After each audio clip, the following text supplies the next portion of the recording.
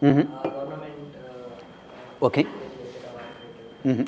But usually VCs and people who invest prefer private companies because of the flexibility they have, as Okay. well as the equity that they can give. Okay, okay, good. Any other points? Anyone? Private companies, Yeah. public companies can raise to, public. Yes. Private companies are there is cap is there. Okay, good point. Okay. Anyone else? Any other points? Why is the emphasis on private companies?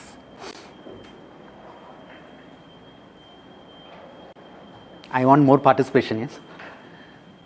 I mean, there is nothing right or wrong. Please speak up. Go ahead. Because VCs are dealing with early stage companies, Okay. and so when you're investing when it's private, Mm. the return for them is when that company goes public. Okay, good point. Okay.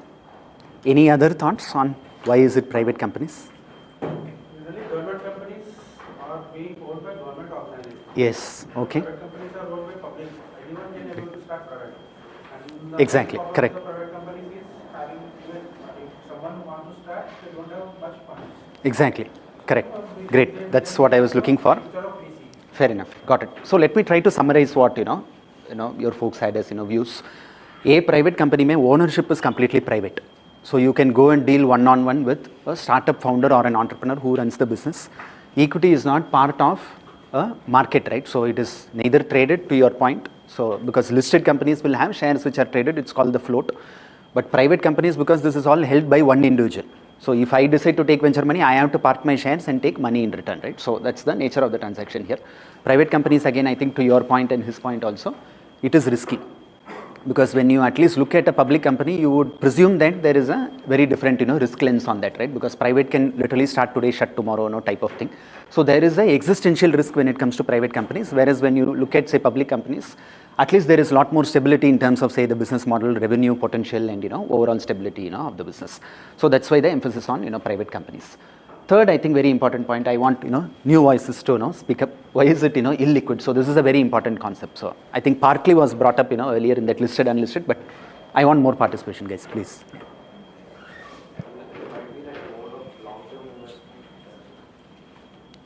Okay. I mean, not fully so, I will address it. Please. Yeah. Okay, often what is being bought is a stake in the company. That's what venture capitalists get. Okay. And that isn't a direct source of funding. You get that money when you sell that stake. Thus, it's an illiquid asset. Good point. Yes. Yeah. Anyone else? Any other views? Illiquid. What does illiquid mean? The shares are not traded. Yes. Yes. Okay. Sorry. You had a So point. adding on to that, like when it's illiquid, you can't convert it back into cash or any other type of Yes, asset in yes. a reasonable amount. Correct. Perfect. Great. I think it's a good energetic sort of session. Yeah. So a lot of answers the team already is giving. So illiquid because marketability I would put it as. So marketability means what? Like you can't like tomorrow sort of switch out and buy another share or whatever. If you decide to stick on, you stick on for life, right? So until the company gets listed, when it is potentially a very different bucket, right? It is not a private company any longer. So illiquid means marketability is a question mark on some of these companies. So how does then marketability appear in some of these companies? Because you guys are all reading a lot about venture and all that, right? So how is there a market created? Because fundamentally it is illiquid. It is a private company to someone's point, and then you are also saying there is a bit of uncertainty on the marketability. What will drive marketability in, say, a startup? Any questions? The shares of a startup, what will drive marketability? I mean, let's break this down. So market ke liye what will you need? What are the two sides of a market? Okay, okay, got it. So what will motivate a buyer? What will motivate a seller? If you sorry. Demand and supply. Okay, sure. That's the same as buyer seller. Okay, so what will motivate these two parties to sort of transact in a marketplace? Sorry. Okay, profit motive. Okay. Going IPO. Okay. Any other points? Yeah. Specific price, product or service. Okay. Great.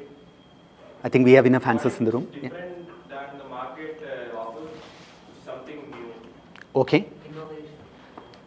Okay, okay, got it. Good. I think bunch of relevant points, right? So I think when you look at marketability, what does a market represent? So there are buyers, there are sellers, right? So why will a buyer want to buy into a company? Like say for example, these are shares of say a startup where you are taking risk capital in a private company. So why will somebody buy that share of a private company? Would you all do it? Why would you think so? Because they foresee the value in Okay, good. Any other points?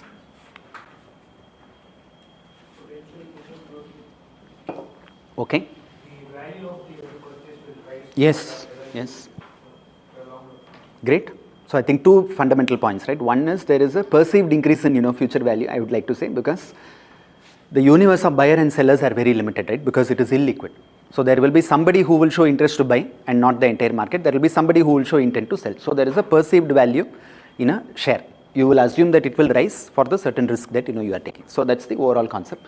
So let's move to the next major bucket, 5 to 8 years or longer to maturity. So what does this mean? So there are two major concepts. One is the tenure, second is the concept of maturity. What does it mean? Any reflections from the room?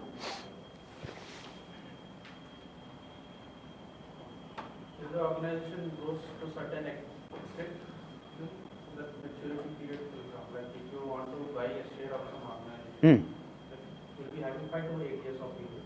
In that period, company may either their sales or profits may grow. Okay. Or in that 5 to 8 years period of time, they may even, if they not perform, they may go into losses. So that's a maturity period. Okay. So when you say maturity, what do you assume? Like when you say like a company is mature or say a concept is mature or a market is mature. The time period. Okay, okay. Time period, rate of development. Then. Okay, okay. So to put it very simply, maturity means? Developing a loyal customer base. Okay. So maturity very simply is what? It is a reduction of the risk, right? Because when something is mature, a concept is mature, maybe the rate of growth may be less, but the potential is already established, right? So there is no longer uncertainty in terms of, say, illiquidity in that company. Number two, it will impact your risk profile also in the company, right? So when somebody writes a day zero check, they take very undue risk in the company, right? Because you don't know whether the founder is going to run with the money tomorrow. But say if a company is 6 years old, you would say that, hey, they have some paying customers, to his point on, say, loyal customer base, to your point on, say, cash flow and, sales growth, visibility, and maybe also what? A potential of change in the perceived impact on the share price, right? Because a lot of more people will become aware of what this company is up to. So a lot of people will in the market show an intent to potentially buy that share of the company. So that's what, and why 5 to 8 years typically? Any views? I mean, there is no scientific, thing here, but I'm just trying to. Why is it 5 to 8 years? Ideal industry average tenure. Okay, okay. Any other points? To grow any organization takes minimum of time. Yes. Okay. They may mature, they will vanish. Understood. Fair. Yeah. So it is more like a. It's a repetition of the cycle as seen from the macroeconomic. Exactly. Yeah. Yeah. So it is more aligned with a slightly medium-term business cycle, I would say, right? Because any company that starts today will be building for, say, a customer base or a problem statement that is in play today. But that will take time to mature, right? So people have to start paying for the service. People have to start adopting that service at a high frequency. Number three, you will need to figure out who others will be future payers of this, right? And lastly, there will need to be funds to sort of, support that and build out the business model.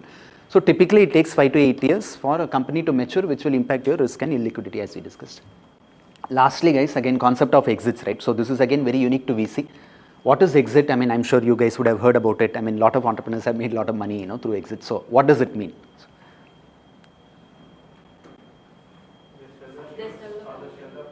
Mm-hmm. Okay. Okay.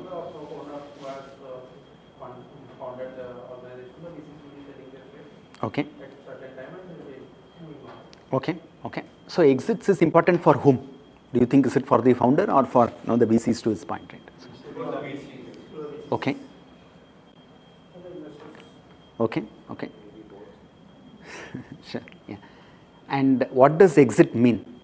So if you were to say that, okay, I'm an investor in this company, right, and you have exited. So what is the event that you expect at that point in time? So while it's private, you can exit by selling to a different private investor. Okay. To a different VC. Yes. Or Yes. once it goes public, you can offload your stake onto the public market. Great. Very good. So I think, say, in terms of exits, this is more important for a venture investor, right? Because when somebody invests, say, high risk capital on day zero of a company, expectation is future may that paisa will come back on a multiple, fold, basis, right? If they are going to get the same money, then why should they take a risk for a illiquid, sort of company? So that's point one. Second is exits is also linked to something called fund life. because VC guys also don't get free money, right? So they have to go raise the capital from somewhere and then deploy. We will discuss that in the next slide. So hence the necessary concept of exit. If there is no exit, there is no fund. If there is no fund, there is no entrepreneurship, So that's the entire, cycle. So again, two, very basic slides on, maybe some US venture activity, and, this slide also I thought was quite important. So I think venture itself, just to, summarize these two slides in a single line, right? So it is a little bit of a cyclical industry. So it is cyclical. Why? Any thoughts? Why would you think this is cyclical, right? Because every day you are seeing so many, startups and, founders come out, but money flows are cyclical. Why do you think that is the case?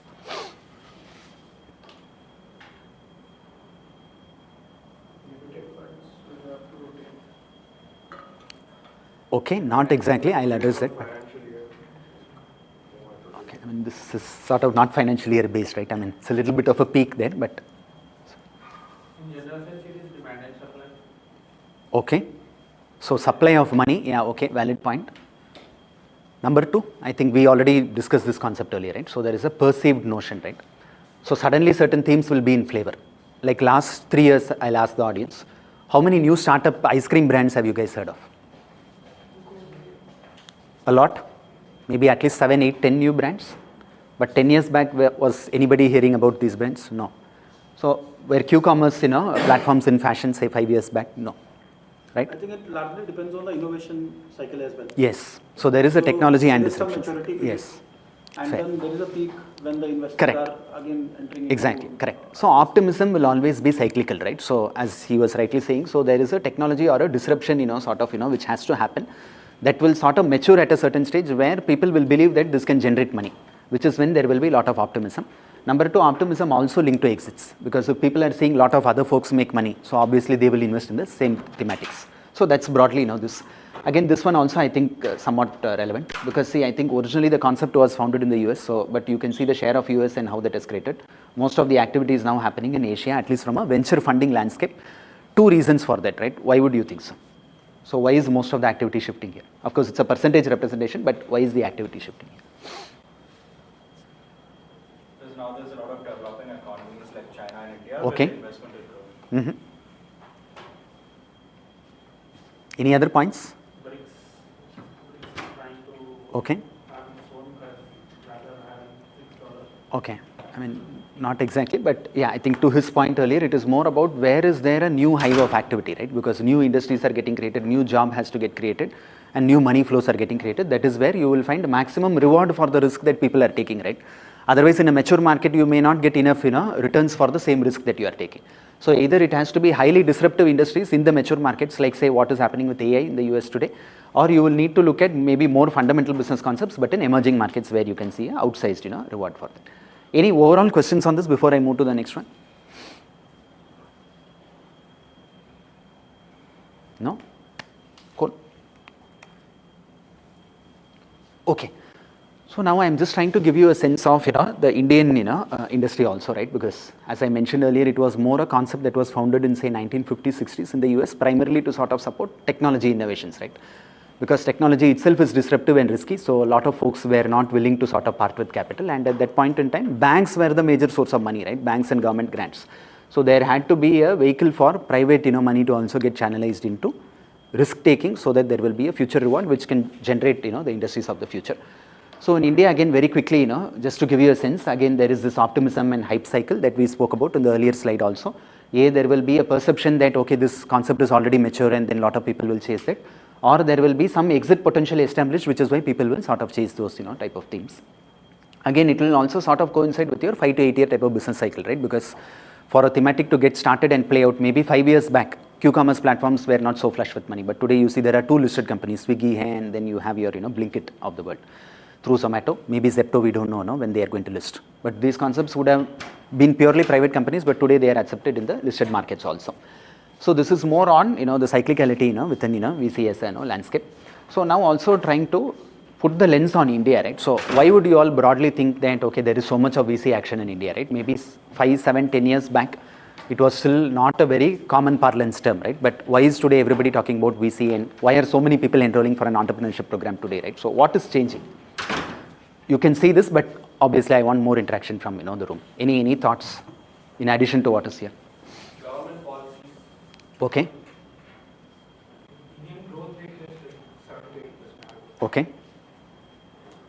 Any other views? Why do you think there is so much VC action here in India?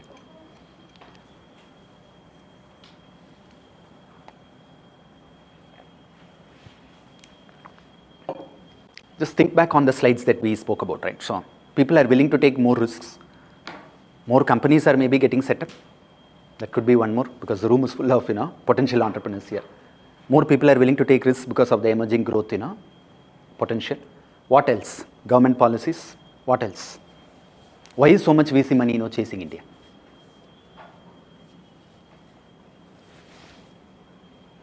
Wait. Okay. There's a lot of consumer growth now, Okay. where people are willing to spend more Yes. of their income Okay. on consumer goods and all. Go ahead. An increase in the normal GDP and GDP per capita growth. Yes. Okay. Good. Any other points? India is a big market, consumer market. Yes. Okay. Okay. Any other points? So I think 2-3 very relevant things came up, right? One is GDP per capita.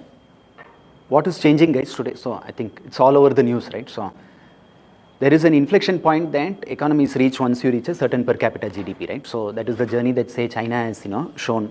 That is the journey, say, the Asian tigers have shown, right? So we are very much near or in that, inflection point zone today. Once you cross that zone, what happens? I think 2-3 people had mentioned that point. It's more about the impact of consumerism. So people start to spend a lot more. A, there is willingness to spend. B, there is an explosion of products and options and choices available for, the same customers, right? So to the ice cream brand example that I gave you. And what else, right? So why are people spending more today? What is your sense of that? Income growth?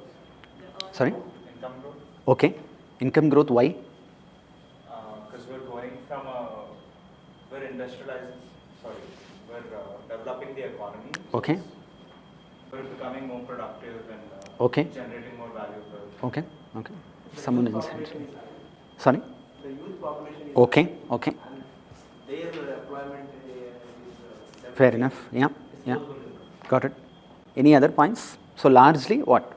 Income flows and structured employment, right? So India used to be a largely agrarian economy, right? So today there is a lot of organized employment happening that is leading to more people entering an organized workforce that leads to like structured, money flows, right? So that is leading to people spending more, which will take us to that average GDP per capita higher or in the zone of where, certain other countries have demonstrated. There is also the demographic dynamics to someone's point on, say, youth. So I think this is the main thing, right? Because there is a large base of youth population today. Most of those people are getting into formal, academic channels, then getting into a formal channel of, employment, which will lead to income, and then, that's the way it's going to happen, right? Versus, say, Japan today. Why is there not too much VC activity in Japan today? Any guess on that? aging population. Okay. Aging population. Okay. One more, I think, very important point, right? The market is mature. Yes. Market is Correct, absolutely. So while Japan is already the 4th largest, GDP globally, right? But nobody talks about Japan. A, because the demographic dividend has already played out there. It is no longer 70s and 80s when they were at their peak. Number 2, market is mature. So if market is mature, your rate of growth is slow. Rate of disruption is also low, which is why people are not willing to take as much risk.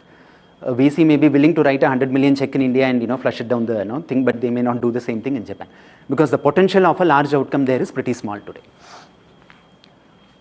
I think these points are somewhat, relevant, from what, you guys had mentioned earlier. I think rewiring of the economy. So what does rewiring essentially mean? So this is a different wrapper on, what was otherwise happening, right? So any points of view on this?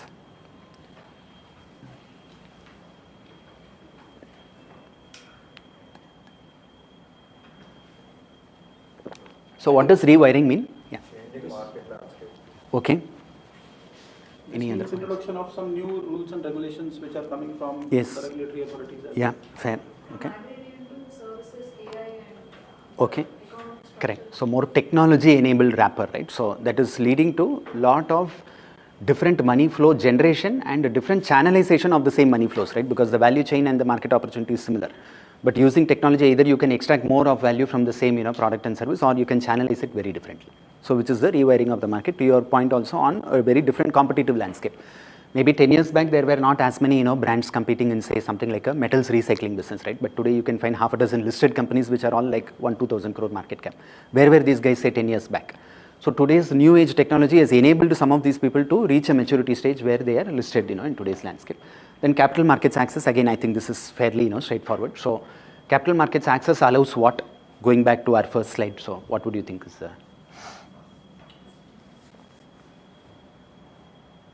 I think we spoke about one important concept for any venture investor that is linked to capital markets access. So.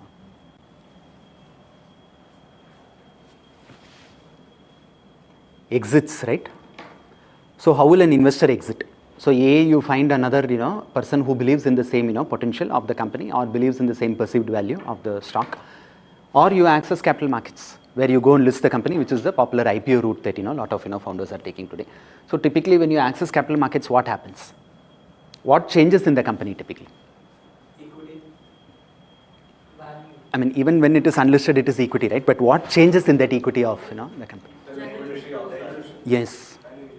So general public are showing interest in buying the shares, right? It is not just a set of cohort of whatever 20, 50, 100 investors who are seeing the potential, because the company is already mature enough, stable enough, to someone's earlier point, to demonstrate interest from a lot of public folks, which is what is the capital markets access. When that happens, the risk of the proposition reduces overall. Lastly, it is also global macro context. I don't want to waste too much time here, right? I think everyone knows what this means. I think rate of growth, interest rates, government policies, so all of these views were debated. So broadly, I mean, do you all think it's a good time to build in India today? I mean, I have spent enough time on this slide. So are you excited to build in India today? Yes. Okay. Cool. Any other questions on this one, guys, before we move?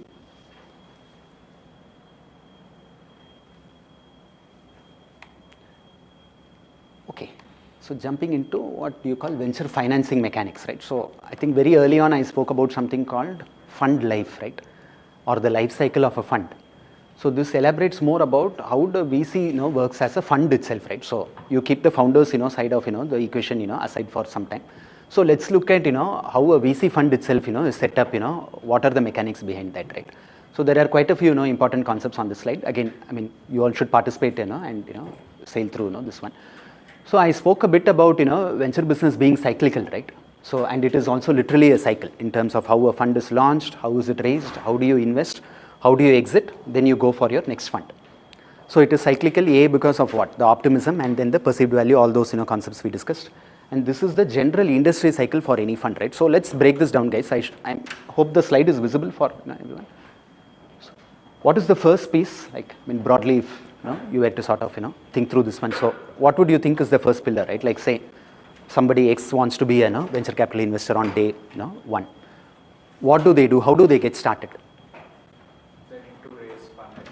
Okay. Okay. Then what does raising fund mean? Going to potential investors and Okay. making them believe in your. Yes. Okay. Any other views? So typically when investors invest, you assume they have money, right? So when you go and pitch to a VC, so you will assume that, okay, they will issue a check and then they will invest in the company and grow with you guys. So where do they get the money, right? Because that is their day zero venture. So basically venture folks are also entrepreneurs at the end of the day. So that's the way I wanted to sort of present this. Well, not all may agree, but venture folks are also entrepreneurs at the end of the day, because they are also staking their risk-taking ability. They are also setting a certain context, story and vision for their prospective investors. They are taking a big risk as well. To do what, right? So to raise money from their investors. So let's go one step back. Who are the investors in a VC fund? I mean, what would you think? I mean, something is described here, but I mean, just if you had to blank out and sort of. So who will invest in a VC fund today? Like, I mean, will anyone in this room invest? Why not? I just wanted to ask. Because when you individually go and invest, with the percentage of High net worth. Okay. High net worth. Okay. Yeah. Valid. it's much more stable or much more trustworthy when someone who has an experience Okay. evaluating startups. Mm-hmm. Okay. Valid points. Any other views? Wealth funds. Okay. So fundamentally, the investors would like to invest in early stage and growth companies so Mhm. that they will get more return of investment Okay. rather than already stabilized and companies. Agreed, but why invest through a venture fund? No, so that was, they can invest directly also. So there are two very important concepts here. I think one is already being discussed. So there is one more that's left. So Higher returns than any other financial. not necessarily. So VC guys also make a lot of mistakes. Yes. More institutionalized and professionally managed. Okay, yes, valid. And that gives you what? Trust, Okay, transparency. yes, okay. Then, Many a times VCs also do handholding for the. yes, okay, valid, yeah. Most importantly, To yeah. diversify their portfolio. Okay, valid. And most importantly, what? Low risk. No, because VC itself is risky visa, so I don't think it's low risk. But key thing here is access. Access, right? So if you have like say 1 crore rupees today, you want to invest in the flashiest, new startup in town. So how do you sort of access that deal? Because I told you guys that this is a illiquid market, right? So you don't know who's building what. Like the guy next door may become like, unicorn founder, like, that whenever, like 5 years out. How do you access these deals? So that is the key constraint, why people choose to invest through a venture fund. Number 2, I think the point on, institutional, maturity, having some system, process, discipline, because it is a high risk proposition at the end of the day, right? So you don't want to just be cowboyish about, all the checks that, you are writing. It's more about having a thesis, having access to the right type of founders, maybe taking measured risks, I would like to think. And then investing in the best of the opportunity set that is available for folks. So that is why investors in VC funds are willing to invest. So that is the concept. But who are these investors again, right? So some names are listed here. I think broadly, a couple of things came up also. One is family offices, HNIs, to your point. And then these things also, right? So what are these things, guys? I'm sure that, you would have heard of most of these things. So who are these entities? Who are the people behind the veil of, investors in the funds? They are listed here. So anyone can elaborate on this one? So pension fund, non-profit, endowment or a mutual fund. Like LIC. Okay. Who else? Ontario teachers. Okay, great. Who else? Okay, great. Yeah, good. So what is common to some of these entities today, right? So let's take a step back and think about that. So I think you all gave me names of mutual fund, OTPP, I think, that's again Ontario teachers, and then, family offices, LIC, and then all of that. So who are these people in the market today, right? So what is their participation in the market today? Why should they even show interest in a VC, fund? What is motivating them? What is driving them today? Because the large corpus of funds for a very Yes, long period. yes, They want to invest in it, absolutely, returns, and so that absolutely. Great. Financial institutions. Yes, okay. So I think 2 points here, right? So one is, what she said. These are all financial institutions who already are sitting on, big tons of money, right? They need to make the money work in some way. But why will they choose a VC fund? To her earlier point, you assume that it will give you much higher return than any other investable opportunity in the market for the same money invested, which is why people are showing interest in investing in these VC funds. Last and most important concept, these funds have a future, event also that they need to sort of fulfill, right? Like say any pension fund, to somebody's point on OTPP. What is their obligation in the future? Like any pensioner who has been like cutting like monthly things, once they retire, you will need to sort of give them a defined benefit, concept, right? So how will the money multiply? You can today go and invest in a post office security or a government bond or, in the equity markets or maybe in venture. But if you see, it is a spectrum of risk. Not all money can go into a deposit because it will not compound at more than 7-8%. If you put everything in listed markets, it may disappear if the market cycle is not doing well. If you invest everything in VC, then you may shut shop, in the future and leave millions of people in the lurch. So there has to be a balance in terms of capital allocation to somebody's point of diversification, right? So some VC, which will give you a high return potential, but you don't invest too much money there because of the returns. Some money in say listed markets where you think there can be lesser than VC, but more stable returns and more than, your government bonds and all of that. And lastly, very safe capital where you are sure not to lose money. So that is how these people think, which leads them to sort of invest in VC funds. So that's point one. I think some of that is already described here, right? So there is a higher return potential expected, asset class diversification, and access to new business types, right? So that's on this.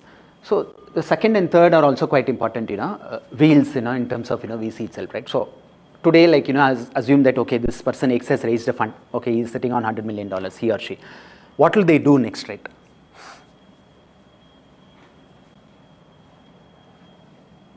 Try to multiply the money. Okay, but before you multiply, there is a process to sort of getting started, right? So what is that process? So they will start building their portfolio. Yes, okay, yeah. So today somebody is giving you $100 million and you want to invest. What will you do? What's the first step? How will you think through that, right? It's a big burden, yeah, having $100 million to sort of invest. Variation of funds in the company. Sorry? Yes. Yeah. So you have to do something with the money, right? No, that can be used for innovation, that can be used for R&D, that can be used for marketing. Okay. No, but more from a funds lens. More from a funds lens, I'm trying to understand. Like you run a VC fund, somebody is giving you 100 million, some of these guys that we spoke about. So how do you sort of action on that, right? You will need to do something to sort of get started. This point I mentioned earlier also, just think about it.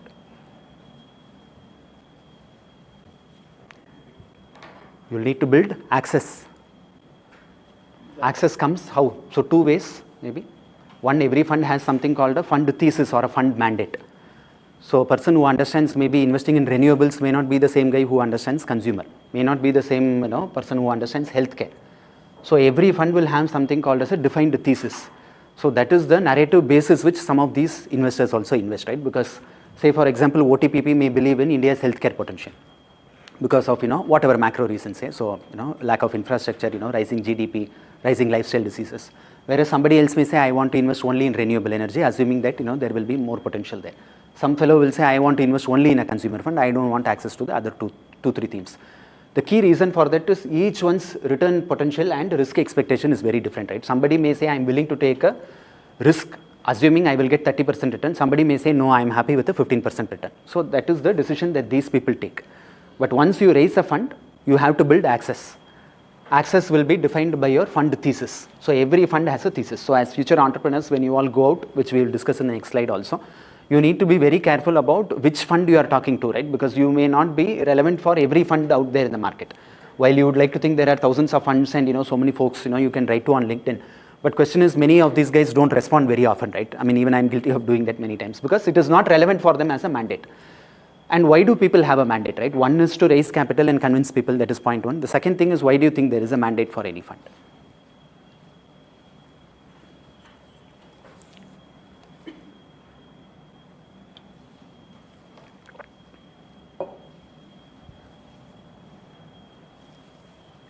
Any views?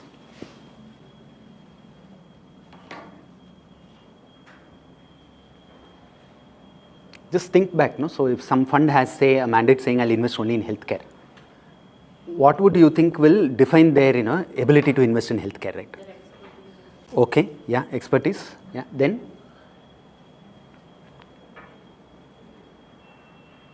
Domain knowledge. Yes, okay, sort of expertise again. Potentiality of that market. Yes, yes, exactly. Correct, yeah. So, Established industry contacts. yes. Yes, exactly. So that addresses the access point and the point on, Gap and demand. correct, potential of the market. So every investor may have a very different take on the same market opportunity, right? You will find some funds invest together in some of these thematics, like say Q-commerce platforms. If you look at, there may be some very big global funds which have taken a undue risk on that. Some global funds will say, no, we don't understand this game, we don't want to invest. So each investor's understanding of a domain or visibility of a risk or interpretation of the risk is very difficult. Somebody may say, no, I believe that if I invest 100 million, this company will go to zero. Somebody may say, if I invest 20 million, I believe there is a profitable business potential here. So that will influence their mandate and what areas they choose to play in. It is also linked to their own domain expertise, right? Because most of these guys will have to specialize in something. You can't be a know-it-all, like saying that I can do the best of healthcare deals, I can do the best of consumer deals. Each person has to specialize. You need to specialize because you can access the relevant opportunities. Because if you are a consumer investor, a healthcare entrepreneur will not talk to you.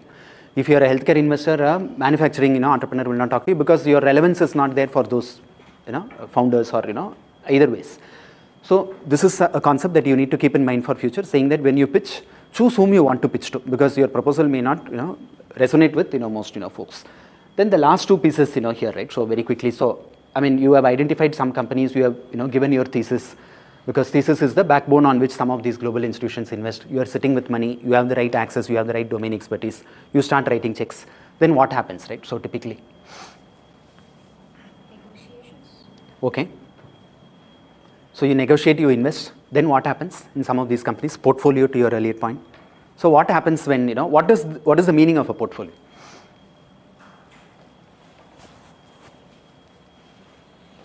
All the sectors in which they are investing. Okay. A portfolio means very simply what?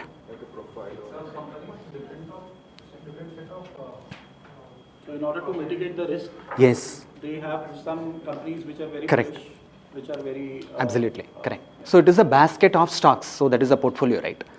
So why do you have a basket of stocks? Because you believe that that will reduce risk.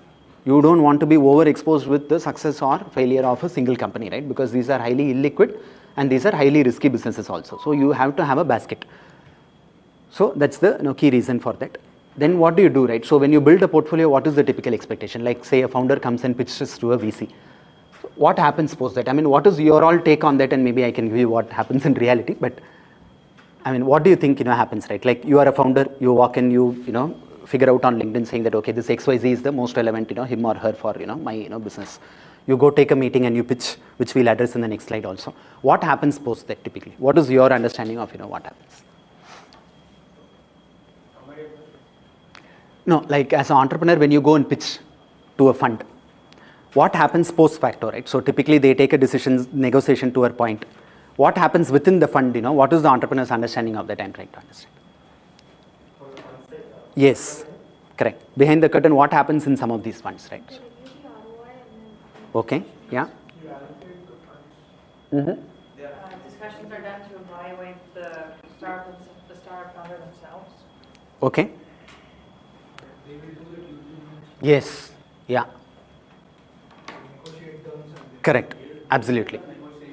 Absolutely, correct. So that is what happens, right? So typically when you go and take a intro meeting with any investor, so they come, they hear your story, they ask a bunch of questions. Then what happens, right? So do they immediately write a check? Most cases they don't, right? So typically they go back and they try and discuss amongst themselves, right? Because they don't want a single person's opinion to also decide on a future, risk return, paradigm in any company, right? So obviously it has to be a decision-making process where there will be multiple people involved on the VC side of things. So that is what happens behind the curtain. So somebody made a point of due diligence. So due diligence may typically what do these funds do, right? And why does it take time today? What is due diligence? I mean, let's look at it from a very fundamental level. Okay. Okay. Okay. Okay. Valid. Yeah. Yeah. So due diligence does two things, right? One is it gets you, more conviction on whether this business or this founder is the right person to build in this space. Number two, it also gives you a loose sense of the future potential of the business. Thirdly, it also gives you a sense of valuation. So how much do you pay for an asset where you think XYZ is the future potential built by this ABC team? So that is what happens with respect to due diligence. Post, which is when mostly there is some legalese and other paperwork when the money actually hits the bank. Post which there is this phase called grow the portfolio companies, right? So typically what is your understanding of how we see investors engage? Because they write a check, then the paperwork is done. So today you have a new name on your shareholder cap table. What happens post that typically? Any thoughts on this? Pieces of which are addressed in remaining slides, but yeah. Sign a term sheet perhaps. Okay, I mean that is all paperwork, but post that. Okay, okay.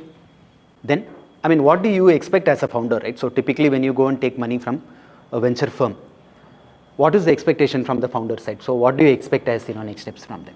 Like post investment, I'm saying. Board meetings was one point. Second.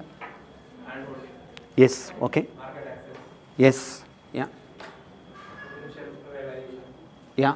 Great. So pieces of this will flow into what you call growing the companies, right? So you are taking money from somebody assuming they will be the best guide for you or best partner for you to help the company grow. Growth will mean either getting access to the right type of folks for say future hiring, ability to find the next dollar of venture money when required, ability to also figure out what type of product and market segments you need to sort of cater to, ability to sort of iterate the revenue model. Lastly, about board meetings, compliance, and bringing an overall sense of say guidance, discipline, focus, and all of that, right? And why do you think these guys do that? Again, goes back to my first slide, but why do you think venture investors do that, right?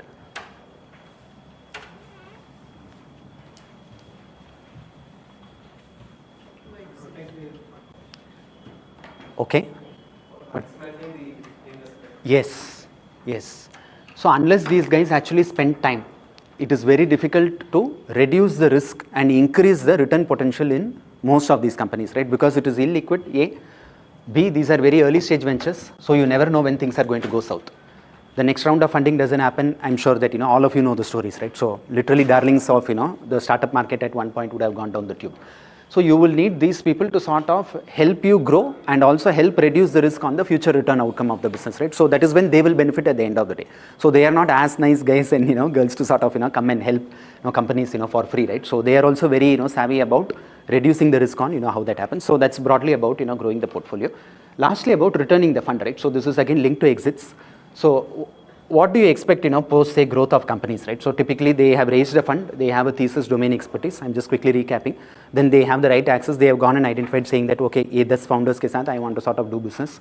They have built a basket of stocks, which is a portfolio. Then they are saying, okay, we have invested in 5 companies. They are helping you grow the company, board level interventions, whatever. So the risk reduces. What happens eventually? There is exit, and then there is some other event also that the fund has to do. So what is that, event? The exit trends will be like either it will be an M&A or a secondary sale that happens. Okay. Okay.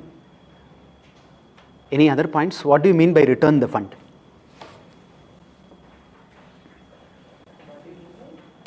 This is the last point, return the fund. You have taken money from some other. Yes, exactly. Correct. So exit typically is a conversation between your own portfolio founder and you as a fund. But you have the same obligation to the people from whom you had taken money, which is your endowment fund, the pension fund, and some of these guys here, family office. So they will ask you the same question saying that, okay, when is my money and my return coming back?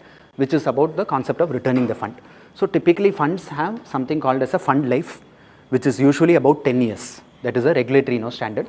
There are some people who may have a 5-year fund life also, and then there is something called fund life extension, which is usually a 2-year type of time period. But the basic premise is this, right? When they go and pitch a problem statement or a market potential to these guys, they will say that 10 saal ke baad I will give you these type of returns on this type of capital that you have invested. So that is the concept of returning the fund. Returning the fund, one step before, you will need to sort of get return from your own portfolio. So those companies have to grow, the point of maturity that we spoke about earlier. Once you mature, either you list or you sell the company to somebody else. The founder gets liquidity, the investors get liquidity, then they will return the fund. There is one more important concept with respect to returning the fund, right? Again, linking back to our concept of, say, basket of stocks. What do you think is the emphasis there? Basket of stocks, returning the fund.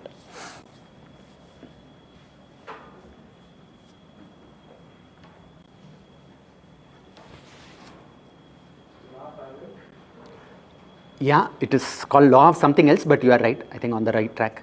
So it's called power law. Most of you might have heard of, this terminology in the market, right? So there are even like big books about, it. So power law typically defines what?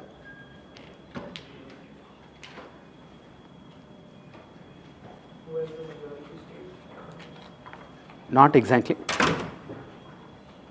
So what do you mean by power law, right? So, no? Okay. So it is linked to again the portfolio concept that we spoke about, right? And that you are taking high risk in a illiquid, asset at the end of the day. So I've given you enough hints now on, So power law necessarily means that not every company will give you a similar outcome, right, in the future. There will be maybe 1 or 2 companies which will generate most of your returns. So power law essentially means your outsized return generator will be very few in your portfolio. While you may construct a portfolio thinking that, okay, I have reduced risks in the best way possible. Market keeps shifting, business models keep shifting, your competitors keep shifting. Fundraise landscape itself keeps shifting, right? Because you would have been a great business, you would have raised so much money. But if the market cycle corrects, the next investor is not going to give you the same valuation or whatever. So despite all of this, there will be maybe 1 or 2 companies from your portfolio, which is your basket of stocks, which will actually generate a very high return potential, assuming you sell at the right time. There have been many cases where people have had a large, paper value. In fact, the company that runs this, space also WeWork, right? So that was a classic case where it was a 60 billion IPO that was planned. So IPO, failed, and then, the real value of the stock was less than 18 billion. So where is 60, where is 18, and this is billion with a B, right? So, I mean, that can be the size of outcome when you don't sell at the right time. So it is about liquidating the asset. You ride your, outlier winners for the longest time, write off the remaining guys, and then get the money back and return, your money back to the LP. So that's the overall concept. Any questions on this, guys? How do you find a buyer here in your portfolio? Okay. I mean, why would you think a buyer will be showing interest, right? So what's your own take on it? Okay, valuation is one point. Then? Scalability. Okay. Yeah. Yes. So buyer will find you. So that is the way, right? Because typically buyer will A, see some potential, they will see a mature business to the point on the earlier slide. B, they will think it is the right investment at that point in time. So buyer will come searching these type of companies. Of course, I'm not saying it is as easy as, yeah. The buyer will go to the company for the fresh shares. How do you, existing shareholder will. Yeah. So I think it is a concept of primary and secondary issuance. So I don't think it's fully relevant here, but because you asked, I'm telling you. See, secondary shares will be shares which are not coming from the company. Like if I'm an investor, you are the founder, you have given primary shares to me. But when I sell, it is my shares that I'm selling to you, it is not the company ka shares. So if I exit as a venture investor, it is called secondary sale, where I will get money, but company will not get money. But when the company itself lists, there is something called OFS, where it is called offer for sale. Offer for sale may you can discuss whether how much money the company wants for future growth at the time of IPO and how much you want to take money to only give exit to your investors. Valid question, but I mean it doesn't play too much into this one. But I mean mostly about how will a buyer find you? A, because they believe in the potential of the business, maturity of the business, a future return also in that business, right? So that's broadly how buyers look at it. Yeah.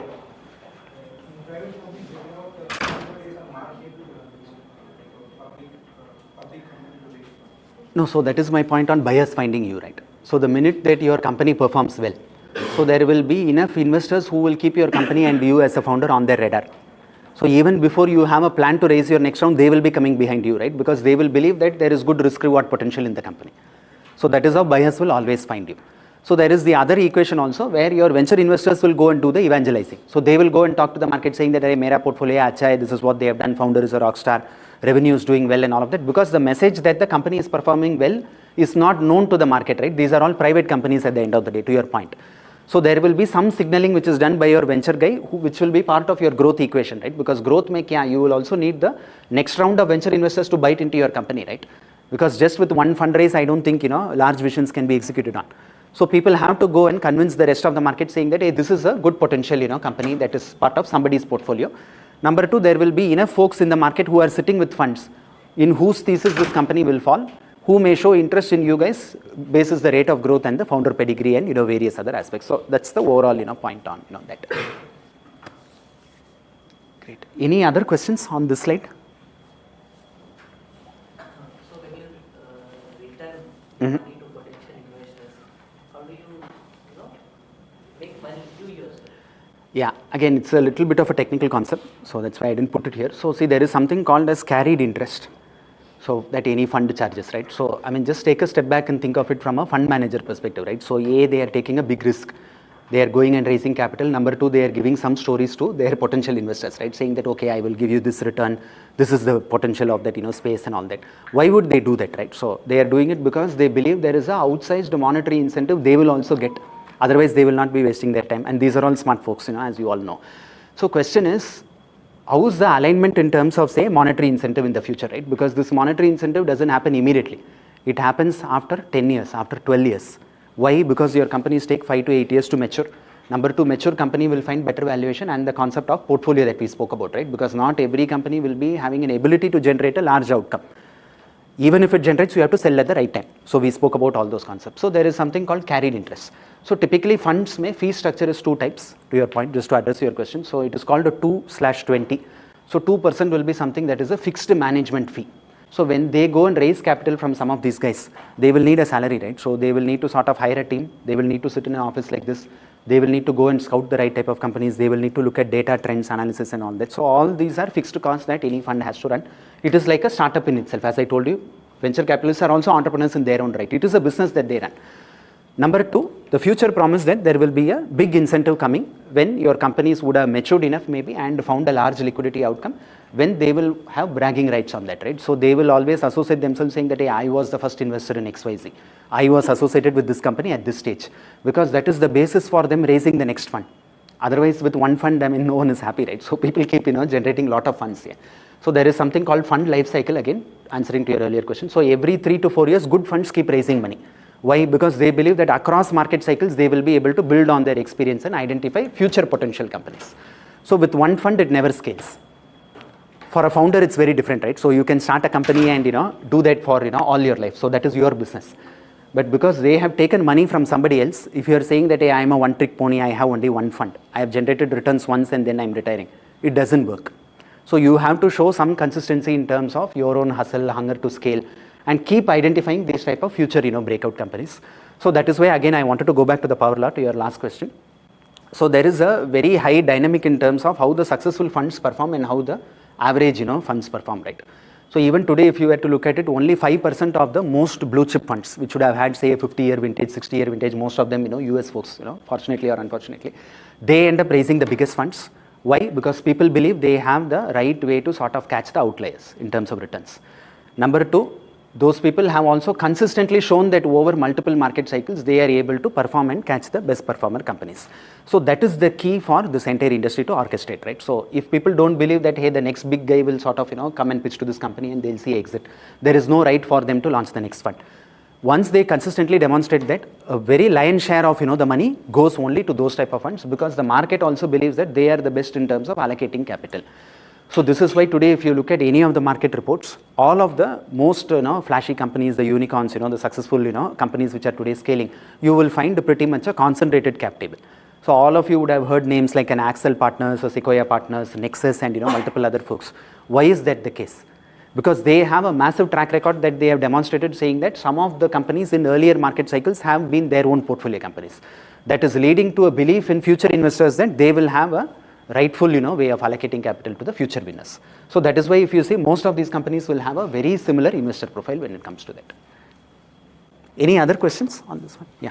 Sir, what is the flexibility of getting a fund life extension when you see potential growth? Yeah, good question again. See, I think it is a little bit of a negotiation process, right? Because typically you imagine from these people's side. So they have given you money saying that, okay, 10 years I am not only getting my capital back, but a big return. Okay, and funds generally have something called as a hurdle rate. Again, it's a technical point. So hurdle rate is something where it is like your compensating rate of return, right? So if these people were to deploy the same rupee or a same dollar in, say, a government bond, they will not lose that money, but the yield on that will be not more than 5-6%.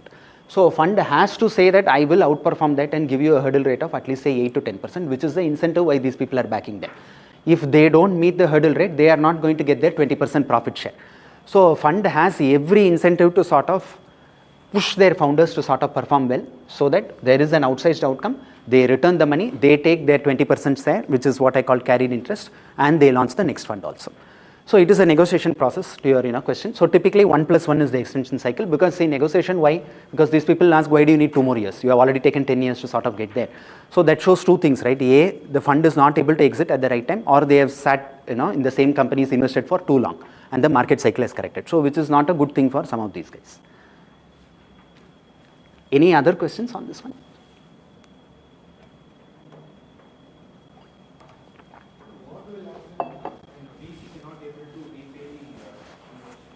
So that is the point of hurdle rate, right? Yeah. Yeah. No, it's very simple, right? So what would you assume will happen? So somebody goes and takes $100 million from another person. No, it's not that. Huh? Yeah. So there is, sorry? Exactly. So there is no contractual commitment for any venture and their own investors, right? So when these people invest, what did we understand earlier? Why are they incentivized to invest? A, they don't have better options from a potential return perspective. If they were to deploy the same dollar, it will, in a government bond, it won't be more than 5-6%. So they are willing to support these guys and bankroll a high return expectation, but there is no contractual terms. Why is that the case?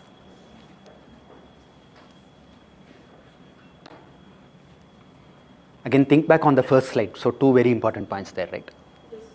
Yes. And?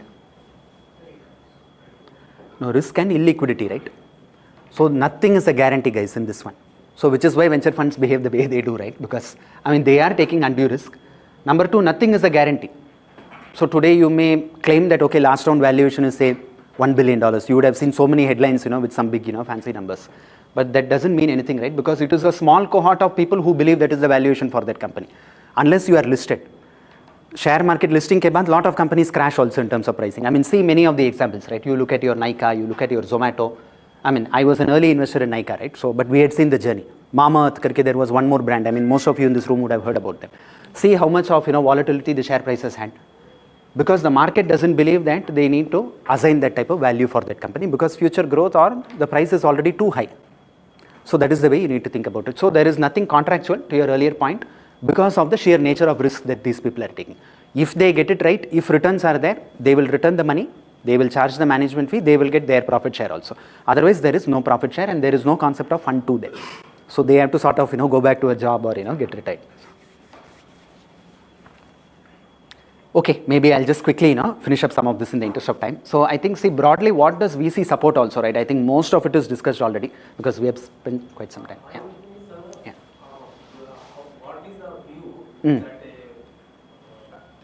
a VC takes in investing, whether in a mature already existing market or a new market? A good question. See, I think not all investors are of the same profile, right? So that is why when I told you something about a fund thesis, right? So fund thesis will define two things. One is where do you want to invest that money? Healthcare versus consumer versus whatever else that we spoke about. Second, most importantly, at what stage do you want to invest in? Because somebody may be willing to say that, hey, I will invest, say, 2 crore rupees in, say, 50 companies when they are getting started yesterday. Somebody may say, I will invest 10 crore rupees in a company that is already running for 2 to 3 years where I have visibility on revenue. Some fellow may say, I will invest 500 crore in a company that is doing 500 crore revenue annually. Why is that the case today, right? Because not everybody will have the same domain expertise in terms of stage understanding of these companies. Number two, each person's risk and return reward, as I told you earlier, is different, right? So somebody may feel that this sector, if I invest in this stage of the company, that is when there is maximum ability for me to return money. Whereas somebody else may say that, no, I believe I will have an outsized ability to find out the seed guys and I can make a 10x, 20x, whatever. So stage is defined, as part of the thesis also, because you cannot have a stage agnostic investor, right? Because somebody who understands, say, a day zero company may not even know the metrics of, say, a series C or a series D company, may not even understand a pre-IPO business. And they don't have any relevance also on those cap tables. So that's how it typically operates. Maybe very quickly in the interest of time, right? So I think what does VC enable? Because I had called it catalyst of growth or, something in one of the early slides. But basically, supports, disruption of, status quo, right? Because status quo means what? Steady ship. So this will mean mature from a market or whatever perspective. So unless you keep disrupting this using some technology or some capital or maybe new business models or new revenue models or maybe a new cohort of audience, there is not going to be much of value creation, right? So typically what do you mean by, say, disruption? Innovation. It means kind of using a strategy to disrupt existing industrial standards or Okay. practices. Okay. So that we make it more of disrupt other players so that we Yes. grow Yeah. another new entrants. Yeah, no, fair point. I think innovation was one, second was yours. So why do you think people are keen to disrupt existing players? Why do you think that is the reason? Because from long it has been more of a trade kind of thing, I think. Trade, There is a retail first trade, mover's advantage. It was Okay. more of a family kind of or other businesses. Okay, yeah. So No. it was monopoly kind of thing mostly. Yeah, yes, good point, okay. Especially in telecom industry and Yeah. tire industry and specific because Yeah. there are family names also like Tire Wala. Correct, correct, absolutely right. So I think just as a gist from, what your friend was saying here, technology today allows existing industries to be disrupted, right? So when you deploy technology, either you are doing the same business better, faster or more efficiently than the existing industry guys. Existing industries are not necessarily sleepy old companies, but they have been around for so long, right? So they may not have an ability or an agility to move as fast as, say, a startup does. So when you disrupt, typically what happens? So like there is a large existing industry, like say IT services also. So when you go and disrupt that, what is the expectation when you go and disrupt? Yes. Okay. Yes. Yeah. So commercially you expect some profit from that disruption. Number two, it's a piece of the pie to her earlier point, right? Because market structures are fairly fixed. Unless there is technology or any external force, how will you trigger a market share shift? Like say most of the ice cream, brands example that I spoke about, right? So if you were to look at any of the ice cream brands, like say Quality or your Vadilals and some of the others, they have been around for 60, 70 years, 100 years. They are the best guys in terms of operating the business at the lowest cost and ensuring that there is a profit. They already have a distribution channel, they already have a brand. So why are new brands coming in? Yeah, because they believe that the disruption potential through, say, a technology layer, right, which is essentially what in this case at least is Q-commerce, right? Because Q-commerce today has enabled new age brands to reach a customer doorstep. You don't need to go to ice cream parlor and buy this brand. You don't need to go to your nearby Dukan and buy a brand, right? where you may still have your Amuls of the world and several old guys there, because they have put up the freezer space, they are known brands. But today Q-commerce has given a digital visibility for some of the young age brands, and that has enabled them to tap onto market share of the existing guys, in expectation that there will be a profit from that. So that's essentially the concept of disruption. So how can a startup founder try to understand their disruption potential? I mean, see, that is the risk they are taking. No? See, as a startup founder, you have a vision saying that, okay, I believe this is a large market. I believe that I will have a strong enough value proposition to convince an existing customer base to switch. I believe I will have the ability to raise money to sort of underwrite this opportunity. So that is why they will typically take it up. Yeah. Means like you are the family office. What do you look into a startup when you are choosing a startup or when you are using? Yeah, it will be covered in the next slide. So let's run through that. Yeah. So very quickly on the rest of the points in the interest of time. So I think again we spoke about this point on channelizing capital to fund growth, right? So typically we see supply capital. So that is the lifeblood of any business. You use that capital to sort of create a technology disruption, right? Assuming that you will be able to catch a share of the pie and exit that trade profitably. And it also allows rapid experimentation, right? So this is a very important point. So typically when you say disruption, what does it mean? Breaking rules. Yes. Yes. Okay. Okay. Yeah. It's more of breaking rules. Yeah. Correct. So what does VC money do essentially, right? So it allows you to experiment and iterate rapidly.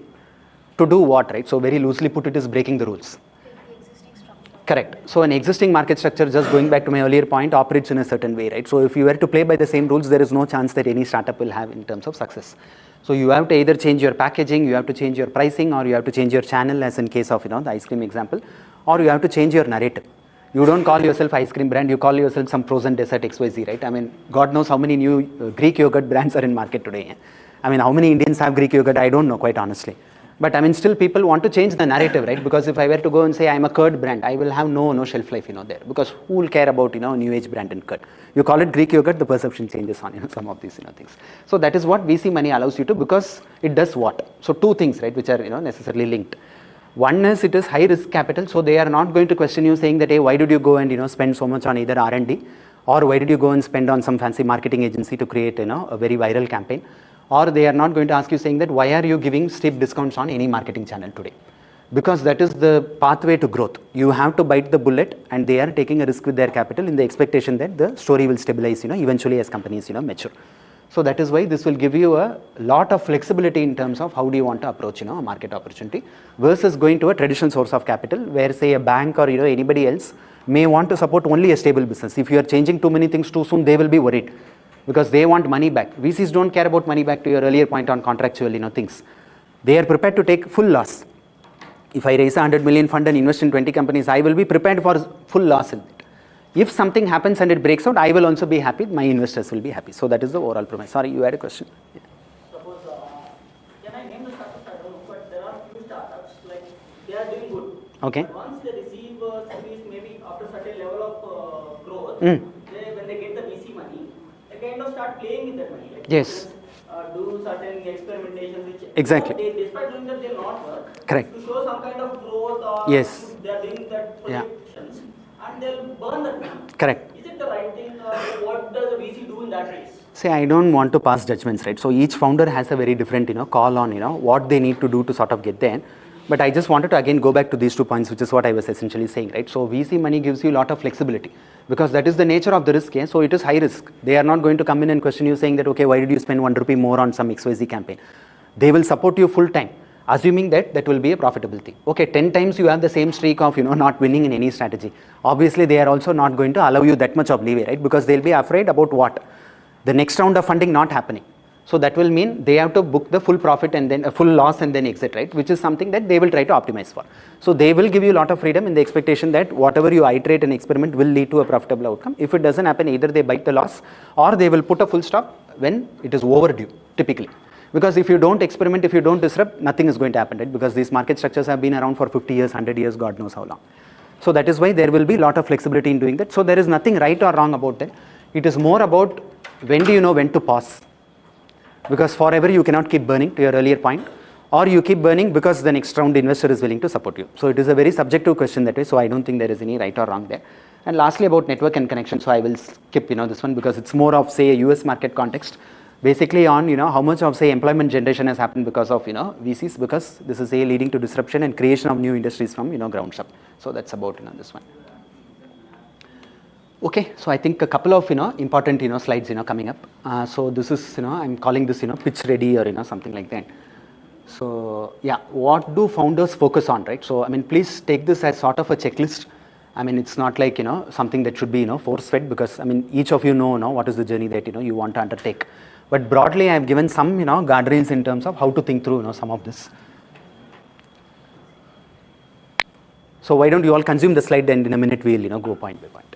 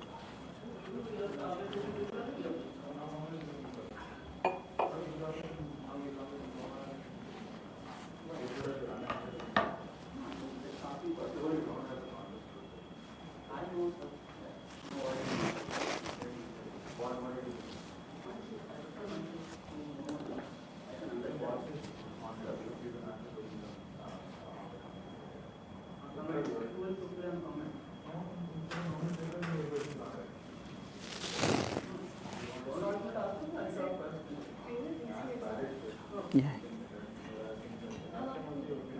Sorry. 13 years and counting.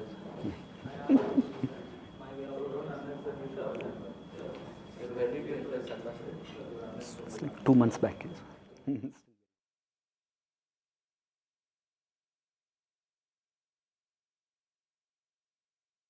Go point by point, guys. So I think, as I told you again, it's more like a checklist. So I mean, nothing about specific fit for each one, because each business is very different, each one's vision is very different. So it's more about some do's and don'ts, right? So I mean, let's start with being prepared. I think the point is fairly simple, right? So I think, what is the premise of being prepared here? So I mean, you would have read the point. So what does it mean essentially? Have your statistics in hand.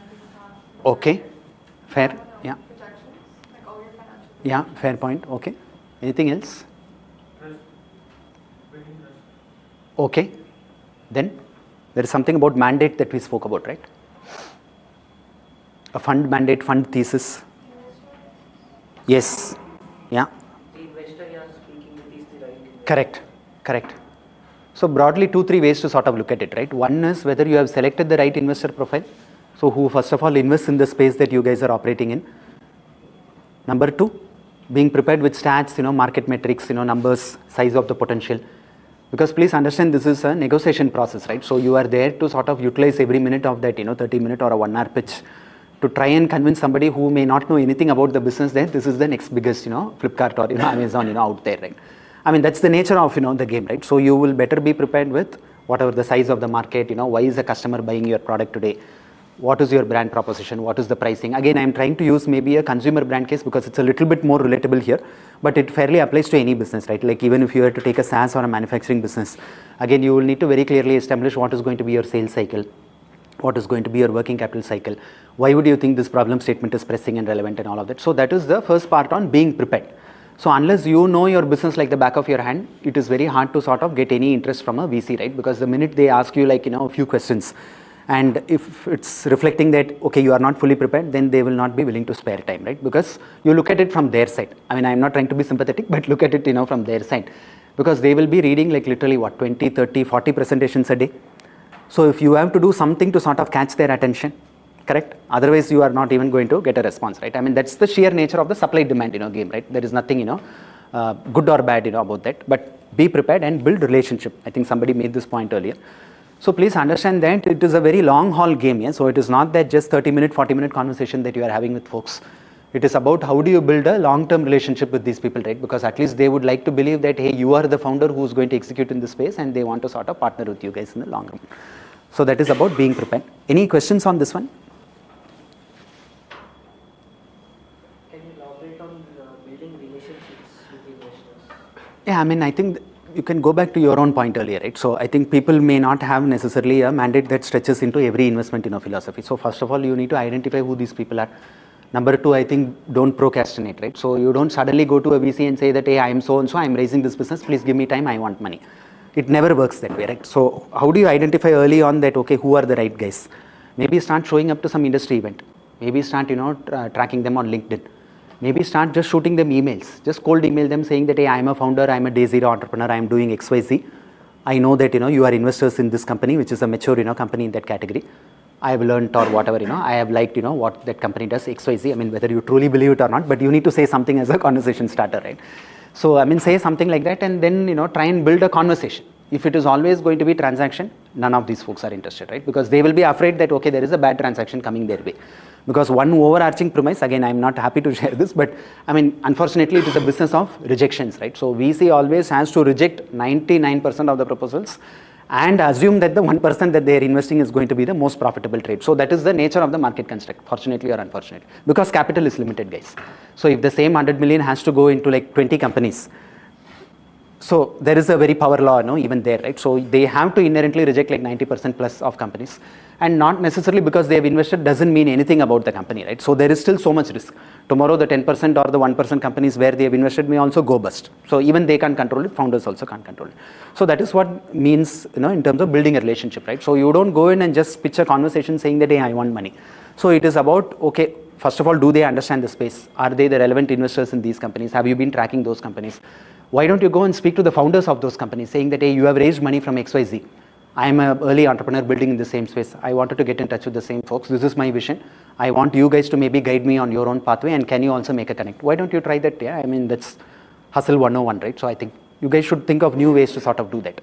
So second thing, which is also essential and, tied to the earlier one, right? So it's about being authentic. So what do you mean by authentic, guys, in this real sense of, things? Yeah. Okay, then?